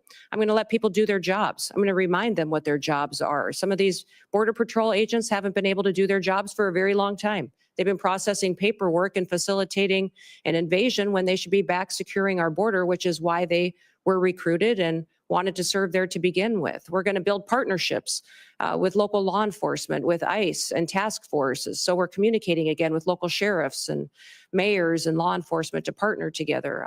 When you talk about the fact that this is such a broken and agency that needs so much improvement, a lot of it goes back to why we're recreated and are we fulfilling that mission and making sure that these individuals are getting back on task. So under my chairmanship and under the Trump administration, we did rename a part of DHS, so the Cybersecurity Information Security Agency. I in no way, shape, or form ever contemplated that the sub-agency within DHS that was really focused on securing us against the cyber threats and other threats to our infrastructure would ever be used to violate the Constitution the way it was used to violate the Constitution under the Biden administration. This administration has been completely opaque. We do not have the information to know and the communication in terms of what all happened here. So my question relates to how they misused CISA.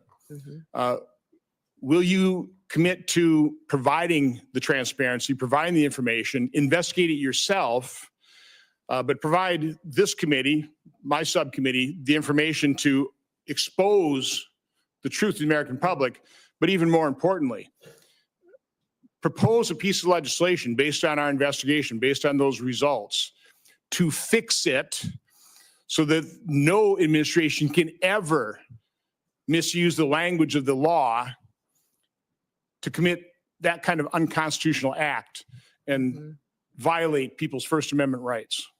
Yeah, Senator, I look forward to working with you on that. And I think what we saw during the COVID pandemic, the actions of CISA, their misinformation and disinformation campaign, the materials they were putting out was shocking. Shocking at what they were doing to decide what was truth, what wasn't, and how they were trying to manipulate the American people. We saw it in elections and Russia influence as well.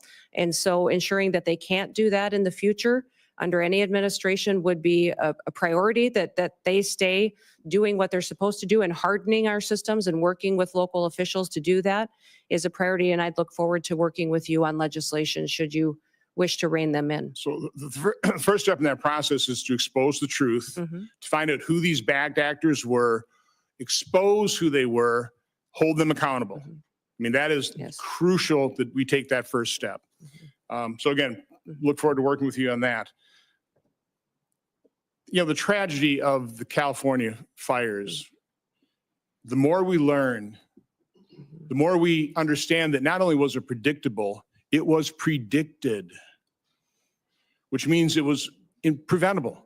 Again, you're not going to be, you can't prevent the initiation of those fires, but you certainly prevent them from raging into the tragedy that they became, the dozens of people who lost their lives, the hundreds of billions of dollars worth of property damage.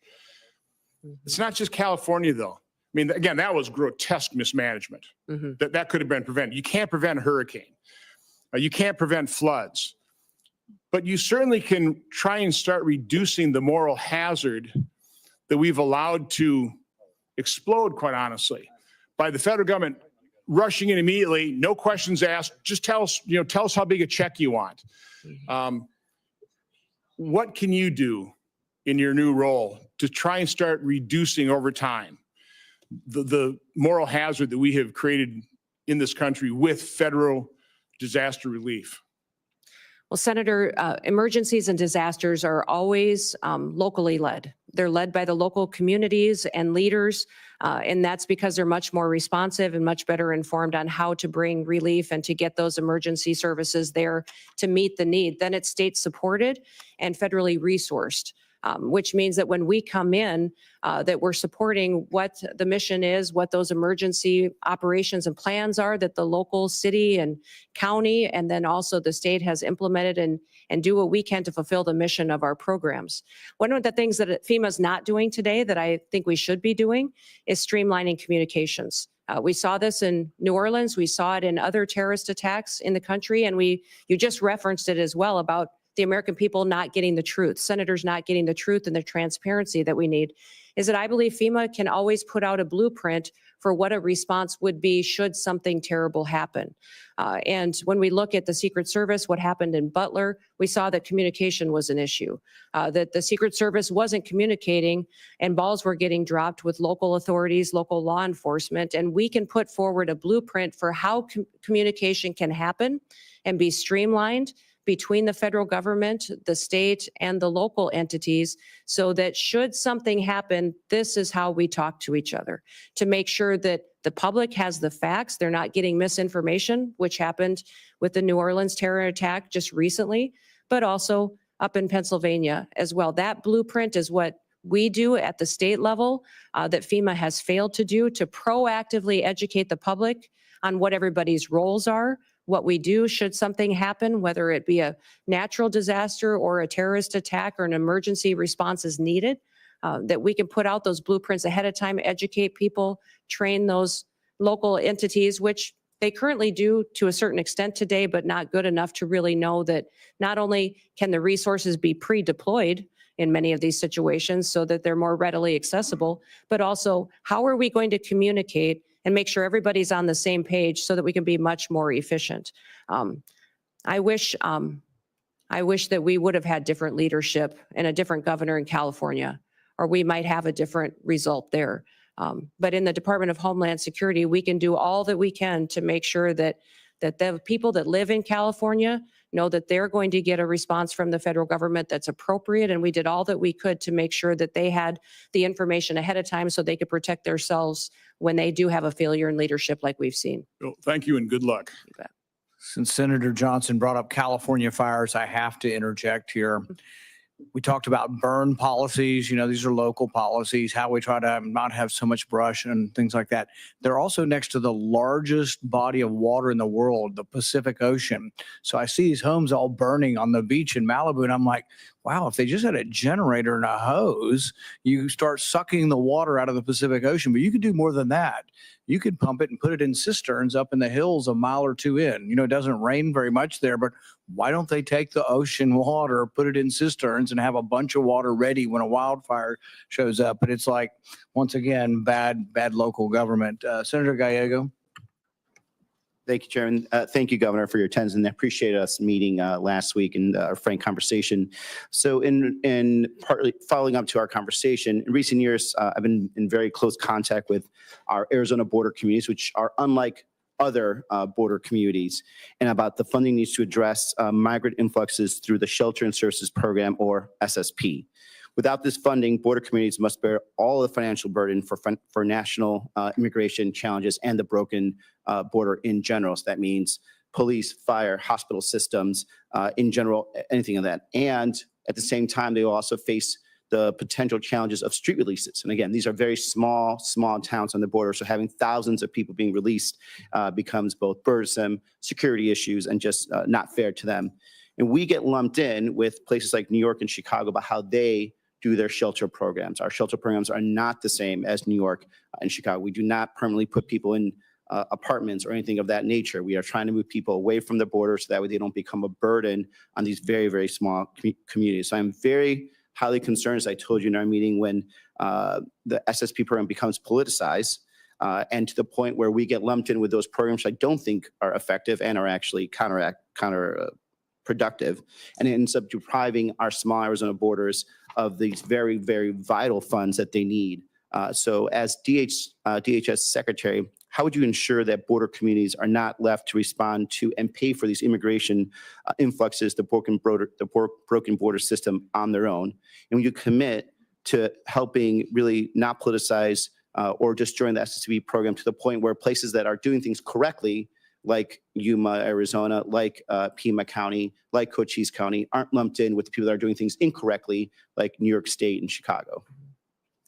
Well, Senator, thank you for the conversation in your office about the program, FEMA, the southern border and the challenges, and then also the difference between your state and how you utilize funds versus other states. I would say that my hope is that if given the opportunity to serve as secretary, that the federal government would no longer, and I believe as President Trump has promised the American people, facilitate an illegal alien invasion, and that your communities in Arizona would no longer have the issue with having people in your small towns and communities that you need to figure out how to take care of and get them to where they want to go in other places of the country. The president has promised he will secure the border, that we will uphold our nation's laws, and that he will do that to the benefit and be putting America first again. So I know we talked extensively about the SSP program and how you've utilized it, but getting these programs back to what they were intended is important. FEMA is a disaster response agency, and some of the facilities that have been utilizing these types of funds and dollars need to be reevaluated and to make sure that it's truly doing the service that is upholding our nation's laws. And certainly I understand reevaluating, especially how some of these states have been using it. And in an ideal world, we don't have to have a program like that because we don't have this mass of humanity that's coming towards our borders. But even under the first Trump administration, we actually still needed it also. So this is why my concern is to not get rid of this program, because again, these small communities, I'm talking communities of maybe 10,000 people, maybe only 6 or 7 cops are going to end up really bearing the brunt. And we're not a big state. We can't really compensate for these types of losses. These small communities are also largely in, you come from a rural state, counties that are largely rural with a lot of federal land, so they actually don't even have a tax base. So when the broken immigration system sends people to these borders and we end up not having to have enough, these communities don't have enough money to pay for cops, firefighters, overtime for hospital systems, it's that type of program that keeps these small communities afloat. So I just want to make sure, that again, this does not become politicized and that we are kept separate from, I think, the mistakes that other states have taken on. Moving on, in Arizona, we have large parts of the border that run through tribal lands. We have 22 federally recognized tribes. We have great relationships with these tribes. They want to be collaborative partners when it comes to border security. And then we have some great programs that have worked in the past. For example, the Shadow Wolves program with the Tohono O'odham Nation. It's a really good example, collaborative program of tribal law enforcement that worked with DHS to make sure they stop human smuggling and cartels going through the borders. But as DHS Secretary, what is your plan to consult with our border tribes and work together to balance both national security, but also their sovereignty? Yeah. Well, Senator, I believe that my experience as governor and my relationship with working with our tribes is going to be an incredible, powerful tool for me to bring to bear at the Department of Homeland Security to work on how we secure our southern border, but still respect their sovereignty and still be able to work with them. This year, when looking at public safety issues that we had in South Dakota and their lack of ability to hire tribal officers on our reservations in South Dakota, I offered to train federal law enforcement officers, BIA officers, but also their tribal police in South Dakota at no cost to our tribes. And it's been an incredible, powerful tool that we've had to build relationships. Those tribal police had the chance to go through academy with the local maybe deputies from the counties and the state highway patrol troopers that were coming on board. And those relationships have built partnerships in our state that we didn't have before. The Shadow Wolf training opportunity is incredible that was down in Arizona that you spoke of too. And in looking into that program, I'd like to continue to build on that and perpetuate in the future so that our tribes have an opportunity to have a secure border, but also have it reflect their values and their culture and have their own people be a part of the solution.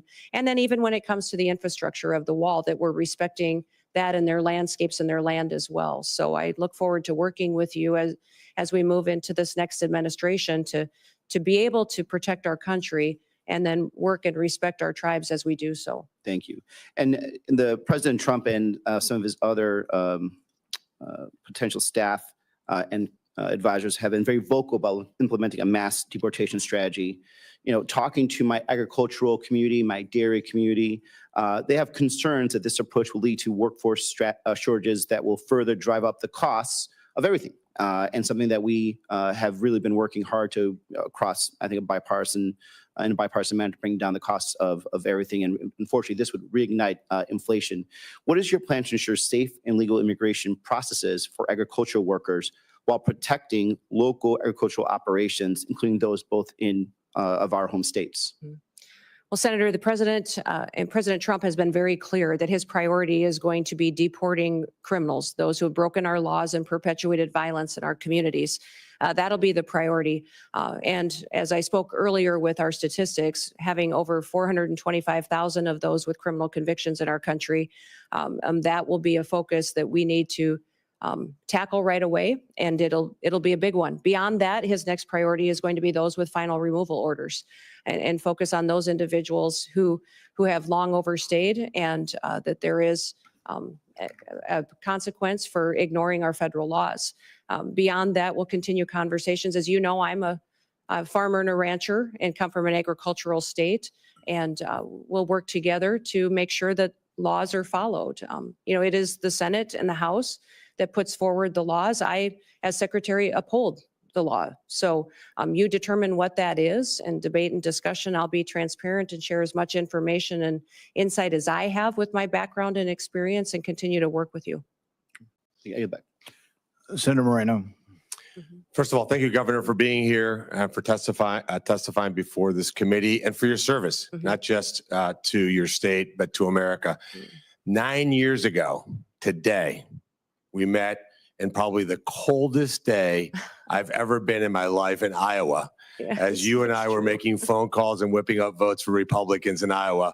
My wife, Bridget, who's here, got a chance to meet you. And we left Iowa saying, that person's really going to go far. And here we are 9 years later. You've been an amazing governor, amazing congresswoman, and now you're going to make an even better Secretary of the Department of Homeland Security. So I think sometimes in DC, we tend to complicate things. There is a current Secretary of Homeland Security. So why don't we take this opportunity to do a little job review and compare and contrast him to you. So just, if you don't mind, I'll ask you some questions and you can give me an answer. Secretary Mayorkas allowed you said it, just about 400 people on a terror watch list to come into this country illegally. If you were confirmed as Secretary of Homeland Security, how many people on the terror watch list would you allow into this country? Well, Senator, we would work every single day until we had that number was zero. And if you look at the previous Trump administration over his entire 4 years, in comparison to Joe Biden's number, President Trump, it was 11 that were then removed from the country and face consequences. When you look at the 382 that Joe Biden has let in, and the policies continue, is shocking and needs to be changed immediately. Mayorkas let in about 12,000 murderers. How many would you target to let into this country? My goal every day would be have no murderers allowed into this country in our communities. Mayorkas allowed 16,000 rapists. How many would you target to let in? Every day I'd work to make sure that there was none let into this country. He let 600,000, Mayorkas, 600,000 people with criminal convictions. How many would you allow in? We would work every day to make sure people are safe and that those with criminal convictions are immediately removed. How many private jets would you have the United States taxpayers have fly into foreign countries to pick up people to bring them here? Yeah, Senator, we will no longer be undertaking that mission at the Department of Homeland Security. So not 700,000 individuals on private jets over the last 4 years. You would not have any. No, I'll be working with President Trump to put in place his agenda and adherence to our federal laws. And how many illegals will you plan to house in luxury hotel rooms in Manhattan at a cost of $6,000 per month. Sir, clearly, Senator, during this election, the American people said they did not support that and that that would not be a part of this new administration. How about sex change operations for illegals? How many of those would you suspect you would fund? Senator, I believe that the Department of Homeland Security will be reevaluating its mission in this country to not allow that going forward under President Trump's goals. And if you had an illegal migrant that was in this country and they committed a crime, would you offer them airfare from one state to another to evade law enforcement? Sir, I will be following this nation's laws and the Constitution and make sure that all laws are adhered to. And if you had been the head of the Department of Homeland Security a year or so ago, would you have closed a detention center in Georgia that would have allowed the release of somebody charged with a crime? Sir, I don't have the specifics to that situation, but certainly that would not be something that I would want to have under my watch. So just to be clear, Lakem Riley would be alive Yes. today if you had been the Secretary of Homeland Security. Senator, my hope is that that would be true, yes. Let's switch to another part of the disgraceful immigration laws that Biden and Mayorkas, who objectively, by the way, has been the worst cabinet member ever in the history of the United States of America. Let's talk about temporary protective status. Temporary being the operative word. Mayorkas and Biden just extended temporary protective status again through 2027. Will you continue to corrupt TPS to allow some sort of open borders agenda? And will you use hot weather of 80 degrees and sunny beaches in El Salvador as a reason why people have to stay in America and not safely return? Yes, Senator, this program has been abused and manipulated by the Biden administration, and that will no longer be allowed to allow that and these extensions going forward the way that they are. The program was intended to be temporary, and this extension of over 600,000 Venezuelans as well is alarming when you look at what we've seen in different states, including Colorado, with gangs doing damage and harming the individuals and the people that live there. And in terms of our border, like the physical border, I've been there many times, you've been there many times. Who should be in charge? Who should have operational control of our border? The United States government or the Mexican drug cartels? Oh, Senator, the United States needs to control our borders and secure them. So if this were a job interview in the private sector, and you had somebody like Alejandro Mayorkas in charge, and we had the opportunity to upgrade to you, this would be the greatest upgrade in history of the United States of America. But I'm going to end my time with a startling statistic and actually a challenge to the Democrat Party. When Mayorkas was confirmed, every single Democrat voted to confirm him, and 6 Republicans joined all 50 Democrats in that confirmation. If we get to the vote, and hopefully, Chairman, we could do that Monday, because we cannot wait one single day without you being in charge of that department. We should have 100%, 100 senators vote for your confirmation. This will be the litmus test, in my mind, as to whether we have a Democrat Party that's actually serious about doing bipartisan things like securing this country and protecting our citizens. Any Democrat that voted for Mayorkas that does not vote for you should be in front of their voters and removed from office. Thank you for serving, Brian. Thank you for being here, for putting up with the nonsense that you guys have had to put up with over the years. You are going to make an amazing Secretary of Homeland Security. Thank you for being here. Thank you, Senator. Senator Slotkin. Thanks for being here, and thanks for our time in my office. Governor, I'm a former CIA officer, joined right after 9/11, and served 3 tours in Iraq alongside the military. I'm actually the first CIA officer in the Senate. To me, the most important thing, again, as a Democrat from a state that Trump won, right, on the same ballot, we both won. I understand we're going to have different policy opinions. I certainly understand that the president or incoming president has the right to nominate whoever he wants. Those are not the issues for me that I'm going to spend my time on. The ones that I care about the most relate to the mission of the organization when it was founded, protecting the homeland. And I think, to me, it's one thing when there's campaign rhetoric or politicization of things. Everyone does that on both sides of the aisle in this committee and in our line of work. But when it comes to actually protecting the country, you do have to be clear and honest about facts and not conflate things. So it's just important to me that I know, particularly since you do have one of the intelligence agencies within the Department of Homeland Security, that you're going to call a spade, right? The most recent acts of domestic terrorism in New Orleans, horrible incident in Nevada, had nothing to do with migrants, correct? Correct. They were homegrown American citizens. One of them was actually in a very elite military unit. I mean, it's horrible. It's one of the hardest things to catch, the sort of lone wolf, radicalized American citizen. But I want to protect ourselves. Our most recent examples of domestic terrorism were not what we've spent the majority talking about today, crime from a migrant. And I don't dispute there is crime. But I just want to know, and I want to hear from you as an intelligence officer, that you're going to speak about real threats and not blow something up, politicize something, make something more exciting, because that's maybe what the president wants to hear. But your mission to protect and defend the Constitution means calling honestly what the threats are to the country. Can you just give me a yes or no, please?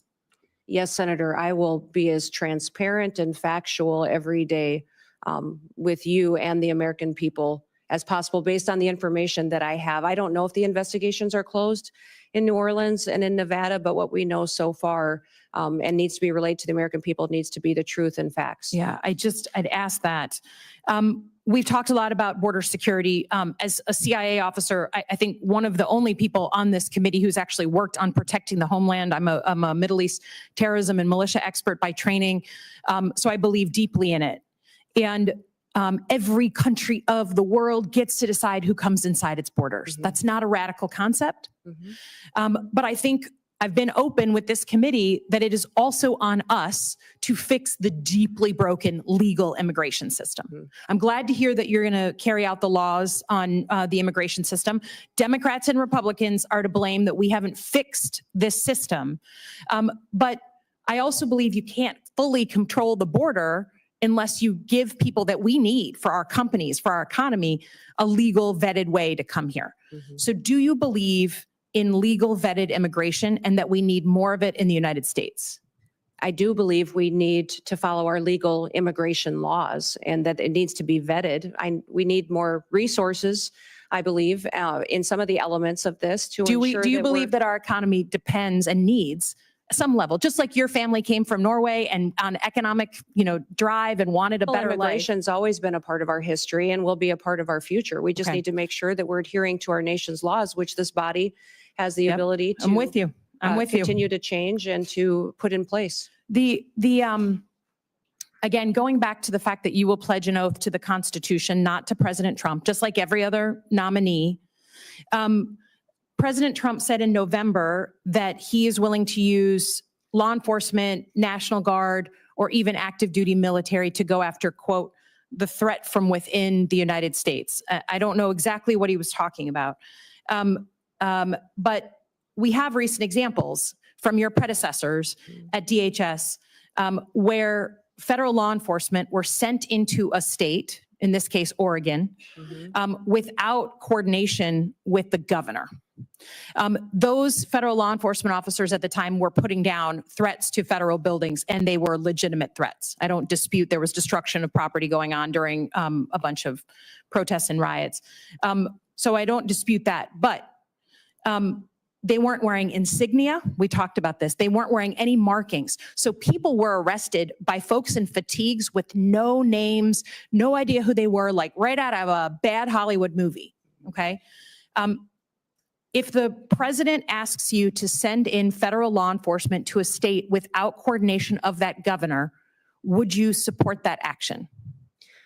Senator, the My job, if nominated and sworn in as Secretary of Homeland Security, is to uphold the Constitution and to So you will uphold push the rules back? of this country. Yes, that will be the oath and the pledge that I will be making.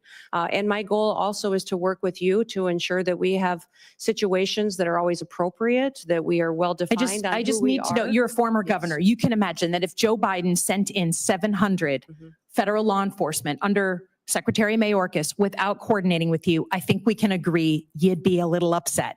So I just ask that you give the same Mhm. respect for coordination, and that we are very sensitive. People are worried about Mhm. politicizing of law enforcement and the uniformed military. That's a bad thing. I hope we can agree. Lastly, I will just say,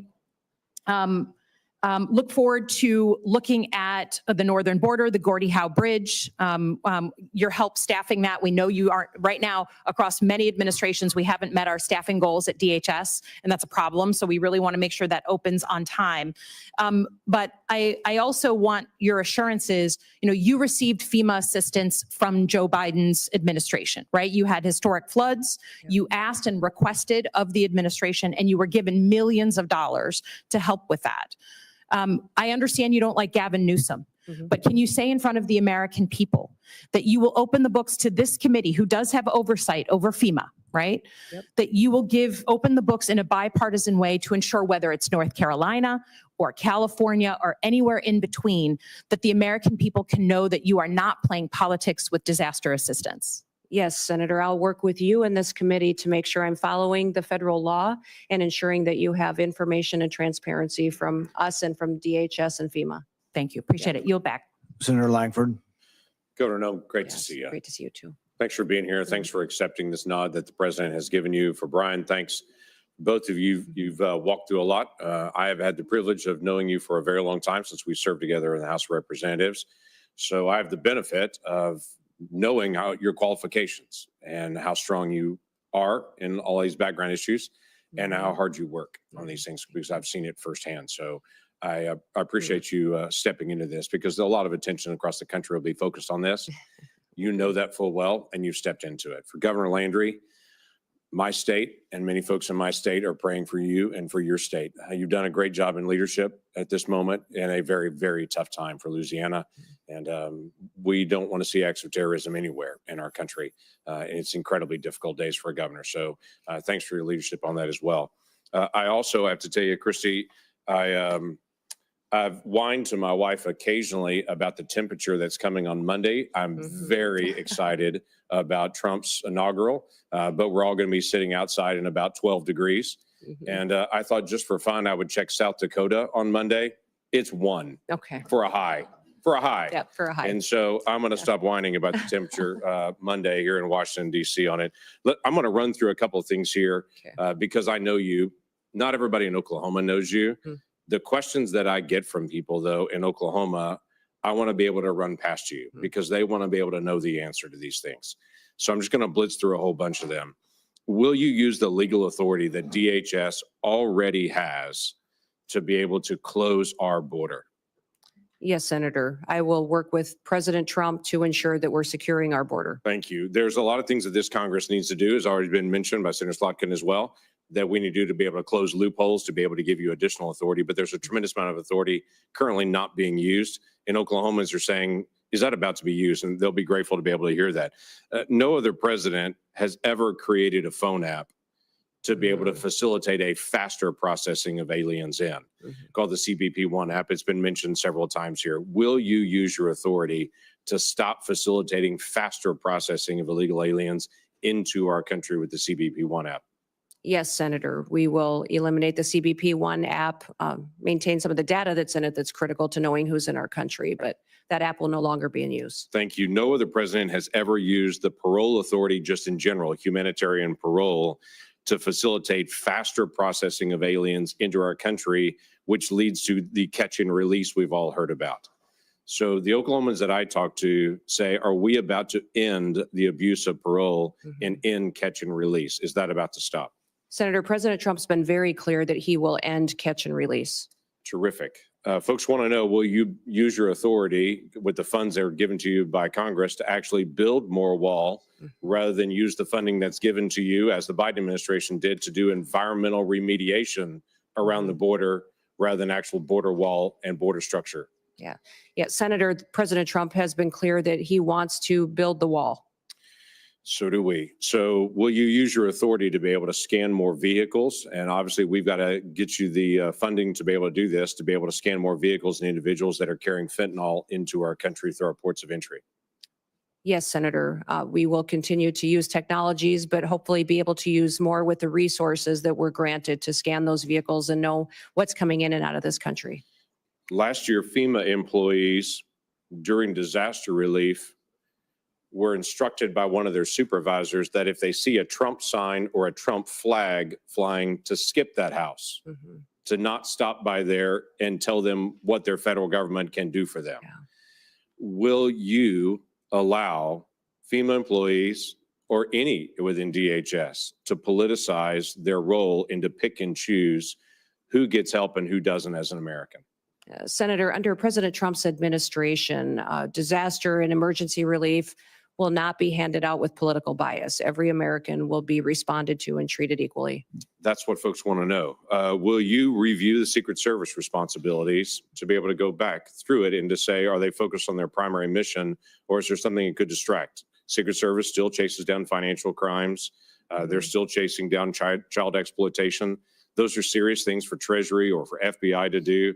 But there's a question is if that's the first priority for Secret Service.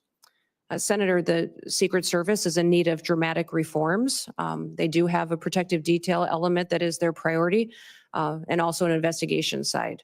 My understanding is that that investigation side is often used to train the protective detailed officers, but clearly they are not focusing on what their true duty is, and it needs to get back onto what they were created for, and that was the protective detail mission and emergency situations that they need to help plan and prepare for and defend. Thank you. This committee made a request to the Secretary of Homeland Security last year, and by the way, also the head of the FBI, to be able to come before this committee and to do what every Secretary of Homeland Security has done for the last 20 years, every single year, unbroken until last year. And then the Secretary refused to come before this committee in an open session and talk about national threats. Now, the former chairman protested strongly to the Biden administration and DHS. They weren't coming, but they still refused to be able to come. Will you come before this committee and talk about the threats openly so the American people can hear them in a public forum? Yes, Senator. Senator Peters and I discussed this quite a bit in our meeting as well, and I have committed to come and give that briefing to this committee and to the American people. Thank you. We need that. Let me tell you another challenge we've had with Homeland Security in the past 4 years. When we ask for data and for information, we get, I'll get back to you on that. When we ask again and again and again and again, we get the same statement. I'll get back to you on that. Now, I can go down the street to the command center where they actually get the data in live and they have it up on big screens and they're tracking exactly what's happening on the southern border to the minute. But if I ask for what happened last month, they'll say, we're still gathering that data. We're not asking for anything other than what Congress is supposed to get. That's the ability to be able to see data and to have real oversight over DHS. And that has been a failure of this DHS, along with multiple other issues on that. When we request the data for basic things like how many special interest aliens were allowed across the border. If it was last year, we had to find out on our own. It was 70,000 people that were targeted by this administration as a potential national security risk that were not just found at the border, that were released when they were found at the border. 70,000 people just from last year in the country right now that this administration declared at the border, they're a potential national security risk. Now, I know you're not going to do that, but when we ask for the data and for the information, when we say, how's the National Vetting Center working? Do you have the connection between it to be able to screen individuals there? We're just doing our oversight responsibility. You've served in Congress before and did a great job on that and did oversight. We want to still be able to do the same thing. Will you provide data to this committee so that we can cooperate with you to help? Senator, I will follow the law and be transparent with you and allow you to do the due diligence towards oversight that you are tasked with. I have absolutely no doubt about that, Governor. I have absolutely no doubt. Looking forward to you serving in that role. Thank you. Thank you. Well, congratulations, Governor Noem. You are almost done. Okay. We've been through a lot of questions. I think you've handled the questions very well. And I'm going to ask a couple of questions, and I think the ranking member has a few, and I think we'll be done very shortly. I think a lot of Americans, including some conservatives, misunderstand the First Amendment. They think the First Amendment says that Facebook has to publish my opinion, or the Wall Street Journal has to publish my opinion, or we need to force them to be fair. That's not what the First Amendment's about at all. The First Amendment really doesn't apply to telling private companies what we can or cannot say. YouTube censored me, and I despise their policy. They actually took down speeches I made on the floor. But really, I don't have a legal recourse other than I can complain about YouTube being unfair and not hosting, both sides of an issue. However, with the government, though, there is a rule. The First Amendment specifically says Congress shall pass no law banning or abridging speech. And this is what really got us worried about, what not only the FBI was doing, but the Department of Homeland Security, actually meeting with these companies on a weekly basis. And imagine the chilling effect of this. Imagine that there are cameras here, that they're going to end their filming of this interview and then decide, well, what she said or what he said really was misinformation and we should edit that out. Can you imagine? It's just hard for me to imagine that the media has not, which once defended the First Amendment, hasn't been in more of an uproar over the government meeting with the media to decide things. Some of this we didn't know. And then Elon Musk bought Twitter. People asked him, they said, well, you paid $44 billion for Twitter. Isn't that too much? And he said, I paid $44 billion to defend free speech. And it's been an amazing service, not only to open up the forum to more viewpoints, but to point out what the government was doing. In this last week, we heard from Mark Zuckerberg, who said that the pushiness, the coerciveness of government meeting with them was unprecedented, and that they pushed back. But he also said worse than them just sort of telling him he should restrict speech, they also threatened him. They threatened to come after him through antitrust law. They threatened to remove parts of, Section 230 of the liability protection. Just to imagine this bully nature of government. And I know you're opposed to that, but if you're confirmed and you're in a position of saying, we're just no longer sending people to meet with media. And the way I describe it is to talk about constitutionally protected speech, because some will say, oh, well, what about, pornography, or what about child trafficking? Those are illegal. Those are not constitutionally protected speech. You have every ability to meet with that. But for constitutionally protected speech, will you tell us in America that you will no longer be sending government agents to meet with the media?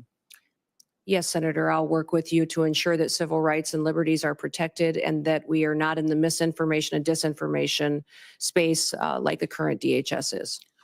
The only other thing I would ask on this basis is we will send requests. We sent requests previously, sometimes and often bipartisan requests for information. The Twitter files, Michael Schellenberger, Matt Taibbi, Barry Weiss did a great job of showing what was happening in Twitter and how they were cooperating with government. I think the other investigation that needs to occur is who were the people in government they were talking to? Do they still work at DHS? And can we make sure that they're not in a position of authority? And this is not something I'm going to tell you to do. It's just a request that you have your own investigation, that you have people who work for DHS to say, we are going to look for people who are bringing their political bias to work and trying to influence speech and restrict speech based on their bias, and help us in rooting that out and making sure that these people never again have that responsibility. Because I think that I don't think there's ever been anything like this as far as the restriction of speech. And I think the election is largely going to stop and tilt things the other way. But will you help us by looking internally for those who are trying to restrict speech? Senator, I look forward to working with you on that mission. I don't have any other questions now, but I think Senator Peters and Senator Blumenthal And we'll see how it goes. We're going to start with Senator Peters with one more 5-minute round. Yeah, I'll be fairly brief. We've had opportunity to talk at length about many issues. And again, I appreciate that, Governor. I just want to stress going forward, and we've heard a lot of comments here. I think there's been a fair amount of political theater, not as much as I know exists in other committees. And I've always strived, and I know Ranking Member, or now Chairman Paul, share the notion that we want to be a fact-based committee and try to find tangible solutions to the tough problems that we face, and data is important. We've heard a lot of numbers being thrown around here, and I don't have time to go through and challenge those numbers. Some of them we don't even know where they came from. I don't think that's helpful to the very important mission, if confirmed, that you're going to be dealing with. So I hope in the future that we're actually dealing with facts. You've mentioned many times that you do want to deal with facts and real data. And again, we heard a lot here that's not real data, and we should not operate that way. And if confirmed, when we move forward, I'm going to look forward to working with you based on the facts and understand where the real threats are, how we need to appropriate resources to make sure we're meeting those threats. And let's take this hyper-partisanship out of such an important issue of Homeland Security. We have way too much partisanship in this country, and it's resulted in a polarization of people here. We've got to come together as this country. We've got to lock arms and understand that we're all proud Americans. We all want to do what's best for the American people and solve the issues that are before us. So in that spirit, and certainly you've communicated that spirit to me, but in that spirit, I hope, if confirmed, that is exactly what you will be bringing to this office. And let's move away from of this toxic political environment that we have in the country and celebrate what's great about our country and the spirit of bringing the American people together. So I have one question before we turn it over to other members. As a member of this committee, as well as the Armed Services Committee, I've focused a great deal on the safe integration of drones in our airspace while addressing the growing threats that drones possess. We certainly see what drones are doing in changing the face of warfare, whether it's in Ukraine and other battlefields around the world. We are very concerned about the weaponization of those drones and what it could mean to the security here in the United States. I've proposed comprehensive legislation to extend authorities beyond just the FBI and DOJ and Homeland Security to local law enforcement. You mentioned in your comments about security for the Super Bowl, which is incredibly important. But we have to remember that that threat exists for all games. In fact, one of the biggest supporters of my legislation is the NFL. In fact, we just had a recent playoff game that was delayed because of drones that flew into that playoff game. We are very concerned that you could have a drone with a grenade or an explosive device, which would be absolutely catastrophic. It's absolutely essential that we address this threat. What we're seeing around the world and what we're seeing in daily activities should be a concern. I think this is just a matter of time. It's not if, it's when. And we need to be on the front end of that. And with that in mind, I want to remind folks that Congress just recently extended critical counter UAS authority, counter drone authority, only for a short time basis for the 12th time. We only do these little tiny short-term extensions, and we aren't dealing with the problem comprehensively as we should. And those are going to expire on March 14th, a very short time from now. And so my question for you, Governor, is if confirmed as DH Secretary, will you commit to working with me and my colleagues to pass durable, long-term authorities that will protect this country from what is a real threat and it's just a matter of time? And I don't want to have a horrible incident occur and people wonder why we didn't take action beforehand. So please address that. Senator, I look forward to working with you in this committee to address the threats we may face and the usage of drones in this country and in relation to our national security interests and our homeland security interests. So thank you for bringing up the conversation today, because it is one of the areas within DHS that we have a responsibility to address in cooperation with Congress. And my first comments, I'm bringing people together. Please comment on that. Oh, well, thank you, I didn't sir. ask that question, Yes, but no. it's in my 24 seconds left. I'm looking forward to working with everyone, Republicans and Democrats, and everyone else in between that in this country that is focused on keeping America safe and secure for our future. I would just point, Senator, to my background and my history. When I came to Congress, I worked with Republicans and Democrats on both sides of the aisle on many pieces of legislation and was very happy to do so and focus on priorities on where we could agreement, knowing we may disagree on some issues, but there was areas where we could keep the federal government accountable and do due diligence by the people that pay their taxes and get up and go to work every single day. As governor as well, I was governor for every single person in the state of South Dakota, and they were my number one priority, and everyone knew there that it didn't matter if you were Republican or Democrat, that my focus was on them and keeping our state thriving and free. So I look forward to continuing the work that I always have to be coming up with solutions and in a bipartisan manner. And hopefully my visits to your office and conversations reflected that and my intention on how I would conduct the role as the Department of Homeland Security Secretary. Got a brief follow-up to that. Sure. So it's data Yes. and facts that we can all agree on that drive our policy and not political theater. Would you agree? Well, certainly, sir, we need to be addressing facts and information rather than political theater. We also need to speak truth to facts. So I think it's important that we're willing to confront our challenges head on and have those conversations. And you'll see me back at your office door very soon to continue our work together. Very good. Thank you. And I want to second basically what Senator Peters has said, like on records requests, I've told him, and I plan on it, it's going to be administration of my party. But if he wants records and they're legitimate records, we're going to sign requests together and we'd like to get the records. It also helps though, and I think Senator Langford mentioned this, is you ask a question, not you, but to the administration or any administration, and they're like, oh yeah, we'll get back to you on it. Many times I've even asked in advance, and I would suggest that we ask in advance together. We ask in advance. If you're coming in a month, we say, we want this data, be prepared to talk about it.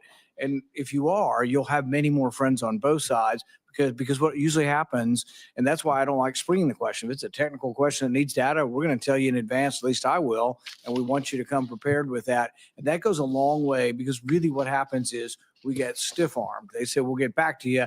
And then we have no way to force you really, other than we could cut the money off, and nobody ever does that. But you'll have 200,000 people working for you. By goodness, send your experts out, scour the records. And it is true. I mean, facts are difficult, and sometimes there's different spins on the same set of facts. But I think that will help. On the drones, I think we need more facts, so I'm more than willing to work with the ranking member on doing something on drones, but I don't want every sheriff out there shooting up in the sky at stuff. We got to figure out, we got to get the truth about, do we really have drones everywhere flying all the time? How many of them are planes? How many of them are drones? And let's go through this and then let's figure out, and then let's talk about how we bring drones down. If we interrupt and collect a lot of cellular signal through that, are we doing it with a warrant? What are we going to do with all the Americans' data that we've collected to take down drones? If we have to take a whole cell tower's worth of data, there's a lot of innocent people's data is going to be collected in that. Is that being gotten rid of? So I think there are ways we can get to the right place. Everybody, obviously, nobody wants drones coming down. The only other thing that I'd add on drones before I turn it over to Senator Langford is, look, I'm all for the NFL being protected, the Super Bowl being protected. They need to pay. They are a very rich organization. They want drones flying over in New Orleans. I'm all for it. The NFL ought to pay the government if the government's doing it, or we ought to have private contractors doing it, but they shouldn't just get it for free. Senator Langford. Thank you. Thanks again. As Senator Paul will remember on this, there used to be a public-facing website that all Americans could actually get the data, what's happening on the border, what's actually moving. And then when the numbers got bad, that seemed to disappear. And then we couldn't even get the data anymore. So I look forward to actually finding ways to be able to have everybody has the ability to be able to see some of this data as well on it.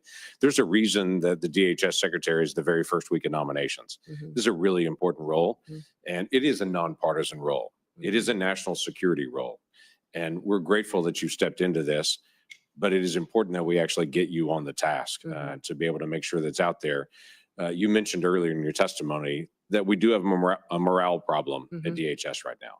And I think a lot of that is because people that signed up to be federal law enforcement to be able to protect the United States of America have felt like they've been sidelined and they've not been able to do their job that they really signed up for. And what I'm hearing from you is you're going to allow them to do their job again. What has been historically true for a long time, that federal law enforcement is there to actually help protect the country and the citizens in those communities, that you're going to allow them to do that. And that's helpful. So I have two quick things that I want to be able to mention on this. One is right now, just in the structure of this, and we can talk about this a different time, but CBP facilities that are along the border are really run by a different entity called GSA. And they're not allowed to be able to do updates on their facilities or to design their facilities. Somebody who lives 3,000 miles away and who doesn't actually do Border Patrol work, they actually design and oversee their facilities. That's a problem that we've got to be able to fix. So we've worked to be able to give more flexibility to CBP, that when they have difficulty and challenges there, they have the ability to be able to make those changes. But I'm not going to ask you to make a commitment to this because this is just one of those detail areas. But will you commit in the future to working with us, that this committee and you can work together to be able to figure out how the folks that are on the field can actually make decisions about the facilities they work in? Yeah, Senator, I commit to working with you on that issue. It's terrific. And then I had a constituent in Oklahoma that is a hunter, like you are, like I am. Yeah. He had a bag that he had some additional rounds that were in his bag that were left over from a hunting trip months before. He packed his bag, went on a vacation trip overseas, went through security with his bag. When he got overseas and then left and came back, they scanned his bag and said, "You have bullets, you have rounds in your bag." And he had, I think, 5 that were in his bag that he didn't even remember were left over in an outside pocket from a hunting trip before. Well, they promptly put him in jail and held him there and detained him there. Now, we worked through all the process to be able to get him back. My question is, that same bag went through TSA security in my state before it went through security overseas. And so one of the questions that I've asked is, why were those rounds picked up there and not here? Now, we don't have the full answer to that yet, but that's just one of those TSA questions that we need to have. Americans right now are on planes all over the country, and they count on a certain level of security when they go through that process. So in the days ahead, will you work with me to be able to identify what are the challenges that we still face with the screening process and to be able to correct those for the security of all Americans? Yes, Senator, I will work with you on that. I was Thank you very surprised TSA didn't come up more today, but that is a area in need of reform as well, and I look forward to working with you there. Look forward to that. Thank you. I yield back. Government needs a healthy dose of common sense, bullets in your bag. I had a guy with bullets in the back of his pickup truck coming back from Mexico. We arrested him and took his truck. And only because the Institute of Justice fought for him for 3 years did he get his truck back. I mean, that's crazy, the things we do. Let's have some common sense, and hopefully someone overseeing it will allow that. Senator Blumenthal, you're going to finish this up. Thank you, Chairman Paul. I'm the last of your questioners, so that means I get unlimited amounts of time. Okay. Not really. Not even close. I want to sort of continue the emphasis on bipartisanship, and most especially on immigration reform. What this nation needs is comprehensive immigration reform.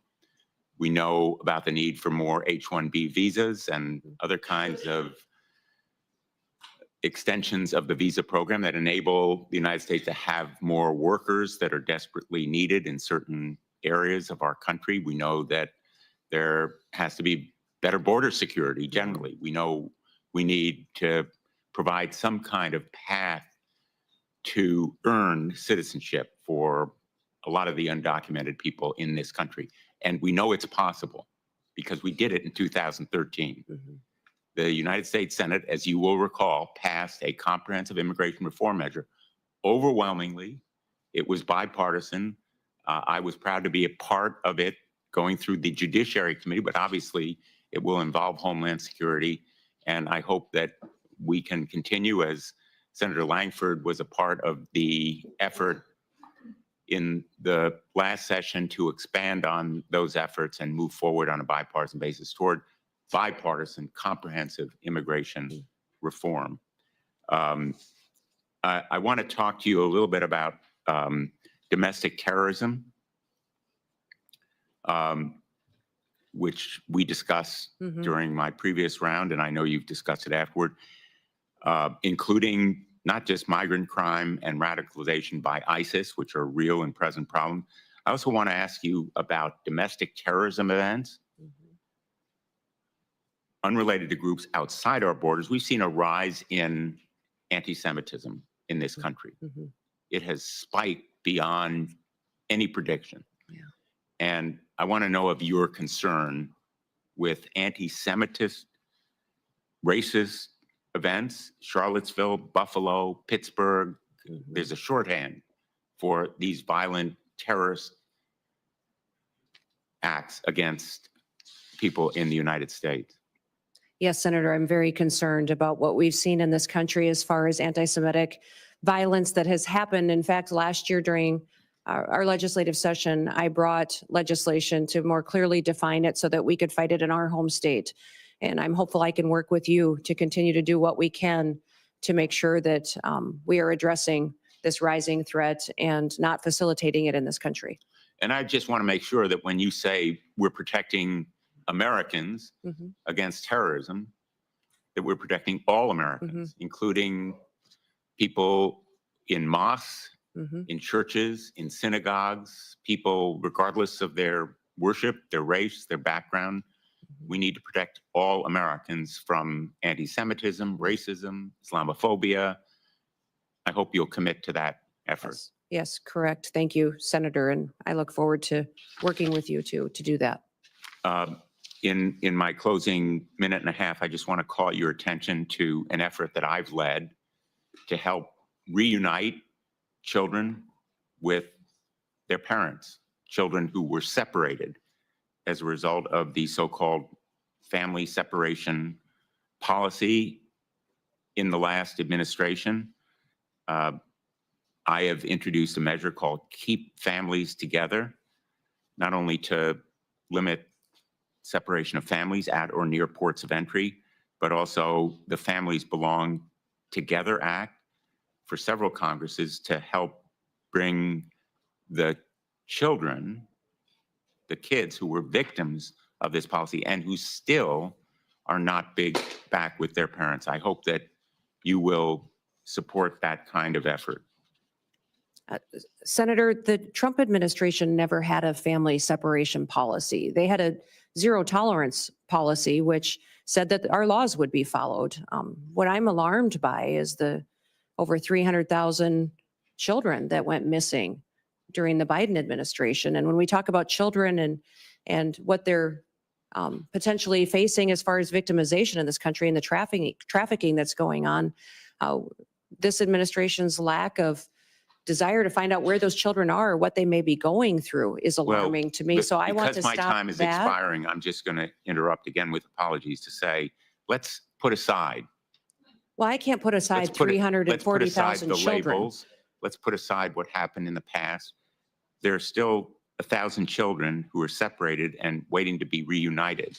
I'd like your commitment that you're going to continue the effort to reunite them with their parents. Senator, keeping families together is critically important to me and to this country. I'm concerned about Laken Riley's family, that they no longer have her.